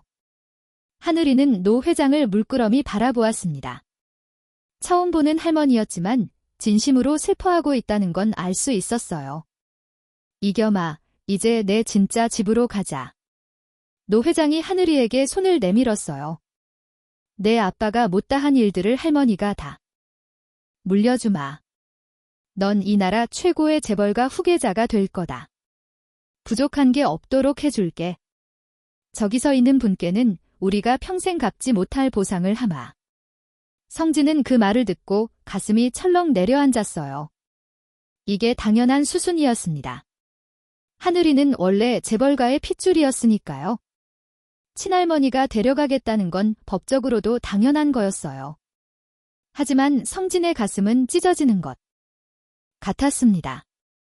8년 동안 키운 아이, 피 한 방울 섞지 않았지만 자기 목숨보다 소중한 아이, 그 아이를 보내야 한다는 건 죽는 것보다 더 괴로운 일이었어요. 성진은 차마 입을 떼지 못한 채 하늘이를 바라보았습니다. 아이를 위해 무엇이 옳은 길인지 고민하는 아빠의 눈에 슬픔이 서렸어요. 하늘이는 노 회장의 손을 보았습니다. 부드럽고 따뜻해 보이는 손이었어요. 하지만 하늘이는 그 손을 잡지 않았어요. 대신 몸을 돌려 성진에게 다가갔습니다. 그리고 성진의 거친 손을 두 손으로 꽉 잡았어요. 할머니. 하늘이가 노 회장을 바라보며 입을 열었습니다. 저는 이겸이가 아니에요. 노 회장의 눈이 커졌어요. 숙부님이 저를 버렸을 때 저를 쓰레기 더미에서 꺼내준 건 이 손이에요. 하늘이가 성진의 손을 들어 보였습니다. 거칠고 굳은 살이 박히고 갈라진 손이었어요. 평생 고된 일을 해온 손이었죠. 돈이 많은 집보다 밤마다 내 발목 시리다고 품에 넣어주는 아빠 가슴이 더 따뜻해요. 비싼 장난감보다 아빠랑 고물상에서 고장난 물건 고칠 때가 더 재밌었어요. 하늘이의 목소리가 단호했습니다. 저는 재벌 후계자 안 할래요. 그냥 강성진 아들 강하늘로 살고 싶어요. 노 회장은 말문이 막혔어요. 하늘이가 계속 말했습니다. 저를 데려가고 싶으시면 저 대신 아빠가 잃어버린 이름이랑 기술들만 다 돌려주세요. 8년 전에 숙부님이 빼앗은 것들이요. 그거면 돼요. 노 회장은 한동안 아무 말도 하지 못했어요. 8살짜리 아이의 입에서 나온 말이라고는 믿기지 않았습니다. 이렇게 똑똑하고 의젓한 아이가 자기 손주라는 게 자랑스러우면서도 동시에 가슴이 아팠어요. 노 회장은 눈물을 닦으며 고개를 끄덕였습니다. 그래. 내 마음이 그렇다면 억지로 데려가지 않으마. 노 회장이 부드럽게 말했어요. 하지만 하늘아, 내가 이 다음에 커서 세상을 바꾸고 싶다면 더 넓은 곳에서 배워야 한단다. 내 재능을 속이기엔 너무 아깝거든. 노 회장이 잠시 생각하다가 제안했습니다. 만약 내가 지금 집을 떠나기 싫다면 아빠와 함께 우리 집으로 들어오는 건 어떻겠니? 넓은 별관을 내어줄 테니 거기서 아빠와 전처럼 똑같이 지내렴. 하늘이가 고개를 갸우뚱했어요. 내가 성인이 될 때까지는 할머니가 내 결정을 존중하며 지켜보마. 그 뒤에 내 인생을 다시 논의해봐도 늦지 않단다. 어떠니? 하늘이는 성진을 올려다 보았습니다. 성진은 하늘이의 눈을 바라보았어요. 이 아이가 더 좋은 환경에서 천재성을 꽃피우길 바랐습니다. 좁은 빌라에서 가난하게 사는 것보다 더 넓은 세상에서 배우고 자라는 게 아이를 위한 길일지도 몰랐어요. 성진은 조용히 고개를 끄덕였습니다. 하늘아, 할머니 말씀대로 해도 괜찮을 것 같아. 진짜. 아빠도 같이 가는 거지? 응, 아빠도 같이 가. 어디를 가든 우리는 같이야. 하늘이는 성진의 손을 더 꽉 잡았습니다. 그럼 갈게요. 근데 아빠 손은 절대 안 놓을 거예요. 노 회장은 그 모습을 보며 미소 지었어요. 그렇게 결정이 났습니다. 성진은 대상그룹의 정식 기술 고문으로 추대되었어요. 8년 전 빼앗겼던 기술에 대한 정당한 권리도 되찾았습니다. 법적으로 모든 명예가 회복됐죠. 부자는 대상그룹 본가의 별관으로 이사했어요. 별관이라고 해도 성진이 살던 빌라보다는 훨씬 넓고 좋은 집이었습니다. 하지만 두 사람의 생활은 크게 달라지지 않았어요. 화려한 대리석 벽 안에서도 두 사람은 여전히 낡은 가죽 노트를 펼쳐놓고 이야기를 나눴습니다. 저녁이면 성진이 직접 라면을 끓여 함께 먹었어요. 가끔은 퇴근길에 붕어빵을 사들고 왔죠. 아빠, 오늘도 붕어빵이야? 응, 하늘이가 좋아하잖아. 이거 먹으면 예전 생각나. 그래. 무슨 생각? 아빠가 매일 일하고 들어와서 붕어빵 사왔잖아. 그때 진짜 행복했어. 지금은 안 행복해? 지금도 행복해. 아빠랑 같이 있으니까. 성진은 하늘이의 머리를 쓰다듬었어요. 길은 정이 긴 거였어요. 세월이 흘렀습니다. 8살이었던 하늘이는 어느새 28살 청년이 되었어요. 20년이라는 시간이 그렇게 지나간 거였습니다. 그 세월 동안 참 많은 일이 있었어요. 하늘은 대상그룹의 전폭적인 지원 속에서 최고의 교육을 받았습니다. 국내 최고 대학에서 경영학을 전공했고 해외 유학도 다녀왔어요. 하지만 하늘이 진짜 좋아했던 건 따로 있었습니다. 바로 기술이었죠. 낮에는 경영 수업을 듣고 밤에는 아빠와 함께 코드를 짰어요. 성진의 낡은 가죽 노트는 여전히 두 사람 사이에 있었습니다. 그 노트에서 시작된 기차길 로직은 하늘의 손에서 점점 더 정교하게 발전해 나갔어요. 하늘은 경영과 기술을 모두 섭렵했습니다. 누구도 무시할 수 없는 실력자로 성장했어요. 대상그룹 임원들도 하늘의 능력을 인정했고 재계에서도 그의 이름이 오르내리기 시작했죠. 성진도 변했습니다. 머리카락이 하얗게 새었어요. 60을 넘긴 나이였죠. 하지만 눈빛만큼은 여전히 살아있었습니다. 대상그룹의 기술 고문으로 일하면서 후배 엔지니어들을 가르치는 게 성진의 일과였어요. 그리고 퇴근 후에는 여전히 아들과 함께 연구를 했죠. 별관에서의 생활은 20년이 지나도 크게 달라지지 않았어요. 물론 환경은 좋아졌죠. 넓은 집, 좋은 음식, 부족한 게 없는 생활. 하지만 두 사람 사이의 본질은 변하지 않았습니다. 여전히 함께 밥을 먹고, 함께 이야기를 나누고, 함께 웃었어요. 그러던 어느 날이었습니다. 노 회장이 하늘을 불렀어요. 하늘아, 할머니 좀 보자구나. 노 회장은 이제 90이 넘은 고령이었습니다. 기력이 많이 쇠했었어요. 침대에 누운 채로 하늘의 손을 잡았습니다. 하늘아, 할머니가 이제 오래 못 갈 것 같구나. 사람이 자기 몸은 자기가 알아. 그래서 하는 말인데, 노 회장이 숨을 고르고 계속 말했어요. 이제 내가 대상그룹을 맡아야 할 때가 됐어. 할머니가 간절히 바라는 거야. 내가 정식으로 경영권을 승계받아서 이 그룹을 이끌어줬으면 좋겠다. 하늘은 잠시 침묵했습니다. 생각해 볼게요, 할머니. 응, 생각해봐. 근데 너무 오래 고민하지는 마라. 할머니가 눈 감기 전에 내가 회장 되는 거 보고 싶거든. 노 회장이 희미하게 웃었어요. 하늘은 그날 밤 성진에게 그 이야기를 했습니다. 성진은 잠시 생각하다가 말했습니다. 하늘아, 아빠는 내가 뭐라든 응원해. 그건 내가 결정할 일이야? 아빠 생각을 듣고 싶어. 성진이 하늘을 바라보았어요. 솔직히 말할까? 아빠는 내가 그냥 하고 싶은 거 하면서 살았으면 좋겠어? 대상그룹 회장이 되면 좋은 것도 많겠지만 그만큼 무거운 짐도 많이 지게 될 거야. 그게 정말 내가 원하는 삶인지는 내가 더 잘 알잖아. 하늘은 그 말을 듣고 며칠을 고민했습니다. 그리고 결론을 내렸어요. 며칠 뒤 하늘은 대상그룹 이사회와 기자들이 모인 자리에서 발표를 했습니다. 모두가 하늘이 회장 취임을 선언할 거라고 예상했어요. 화려한 취임식 준비도 이미 끝나 있었죠. 하지만 하늘의 발표는 모두의 예상을 뒤엎었습니다. 저는 오늘 대상그룹의 경영권 승계를 거절합니다. 회의장이 술렁였어요. 대신 저는 아버지 강성진과 함께 독자적인 기술법인을 설립하려 합니다. 회사 이름은 스카이로직입니다. 기자들의 카메라 플래시가 터졌습니다. 이사들이 웅성거렸어요. 노 회장도 그 자리에 있었습니다. 휠체어에 앉아서 하늘의 발표를 듣고 있었죠. 하늘이 노 회장을 바라보며 말했어요. 할머니, 제가 8살 때 했던 약속 기억하시죠? 제 인생은 제가 결정하기로 한 거요. 노 회장의 눈에 눈물이 고였습니다. 저는 할머니 곁에서 세상을 넓게 보는 법을 배웠습니다.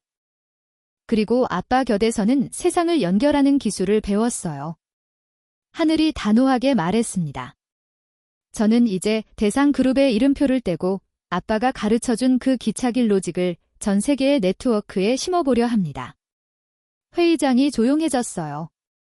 하늘이 발표를 계속했습니다. 스카이로직은 실제 철도를 까는 회사가 아닙니다. 우리가 하려는 건 글로벌 데이터 선로 시스템입니다.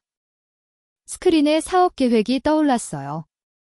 전 세계적으로 복잡하게 얽혀 병목 현상을 일으키는 물류 시스템, 금융망, 보안망, 그리고 스마트시티의 데이터 흐름.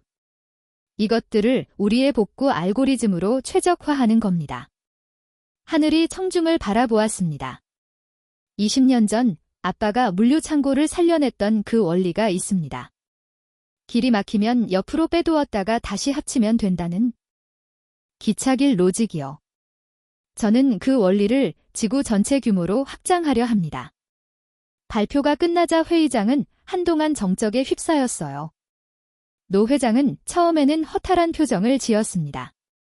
20년 동안 손주가 대상그룹을 이끌어주길 바랐는데 그 기대가 무너진 거니까요. 하지만 하늘이 내민 사업 계획서를 보는 순간 노 회장의 표정이 바뀌었어요. 치밀했습니다. 완벽했어요. 시장 분석, 기술 로드맵, 수익 모델, 리스크 관리. 어느 것 하나 빠진 게 없었습니다. 노 회장은 오랜 세월 사업을 해왔지만 이 정도 수준의 계획서는 처음 봤어요. 노 회장은 옅은 미소를 지었습니다. 아이는 이미 거인을 뛰어넘는 거목으로 자라 있었어요. 좋다. 노 회장이 말했습니다. 내 뜻대로 해라. 대신 대상그룹은 스카이로직의 핵심 파트너가 되겠다. 내가 필요한 지원해주겠다. 하늘이 고개를 숙였어요. 감사합니다. 할머니. 그렇게 하늘의 독립이 승인되었습니다. 그날 밤 하늘은 성진과 함께 외출했어요. 옛날에 살던 빌라 근처의 기찻길 산책로였습니다. 20년 전에도 자주 걸었던 길이었죠. 밤하늘에 별이 가득했어요. 철길 옆으로 두 사람의 그림자가 길게 뻗어 있었습니다. 성진의 머리카락은 하얗게 새어 있었고 어깨는 예전보다 많이 굽어 있었어요. 하지만 아들과 함께 걷는 걸음은 여전히 힘차 보였습니다. 하늘아. 성진이 입을 열었어요. 응, 아빠, 정말 회장 자리가 탐나지 않더냐? 다 차려진 밥상을 마다하고 또 험한 길을 가려다니. 하늘은 성진의 굽은 어깨를 감싸며 웃었어요. 어렸을 때와 똑같은 미소였습니다. 아빠. 기차 선로가 꼬였을 땐 어떻게 하면 된다고 했어? 성진이 빙긋 웃었어요. 옆으로 빼두었다가 다시 합치면 된다. 맞아. 지금 세상의 데이터들도 다 꼬여 있어.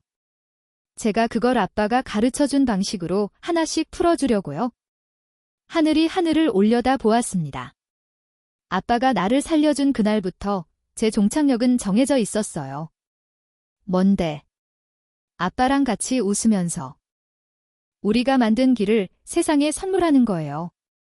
성진의 눈에 눈물이 고였어요. 두 사람은 나란히 철길을 따라 걸었습니다.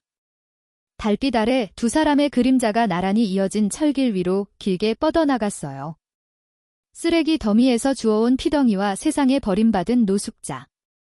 그 둘이 만나 8년을 함께 했고 또 20년을 함께 걸어왔어요. 핏줄의 굴레도 가문의 무게도 이 둘을 갈라놓지 못했습니다. 스스로 선택한 사랑과 신뢰로 만든 두 사람의 진실한 선로. 그 선로는 이제 새로운 세상을 향해 거침없이 뻗어나가고 있었습니다. 어둠 속에서 멀리 기차 경적 소리가 울려 퍼졌어요. 두 사람은 나란히 웃으며 그 소리를 들었습니다. 아빠와 아들의 이야기는 이제 새로운 시작을 알리고 있었습니다. 오늘의 이야기가 당신의 마음에 작은 울림을 드렸다면 앞으로도 당신의 나날의 잔잔한 위로가 될 이야기들로 찾아뵐 수 있도록 구독과 좋아요를 눌러주세요. 그리고 사연의 주인공을 위한 따뜻한 말씀도 댓글로 부탁드립니다. 당신의 오늘을 늘 응원합니다. 인생 나날이었습니다.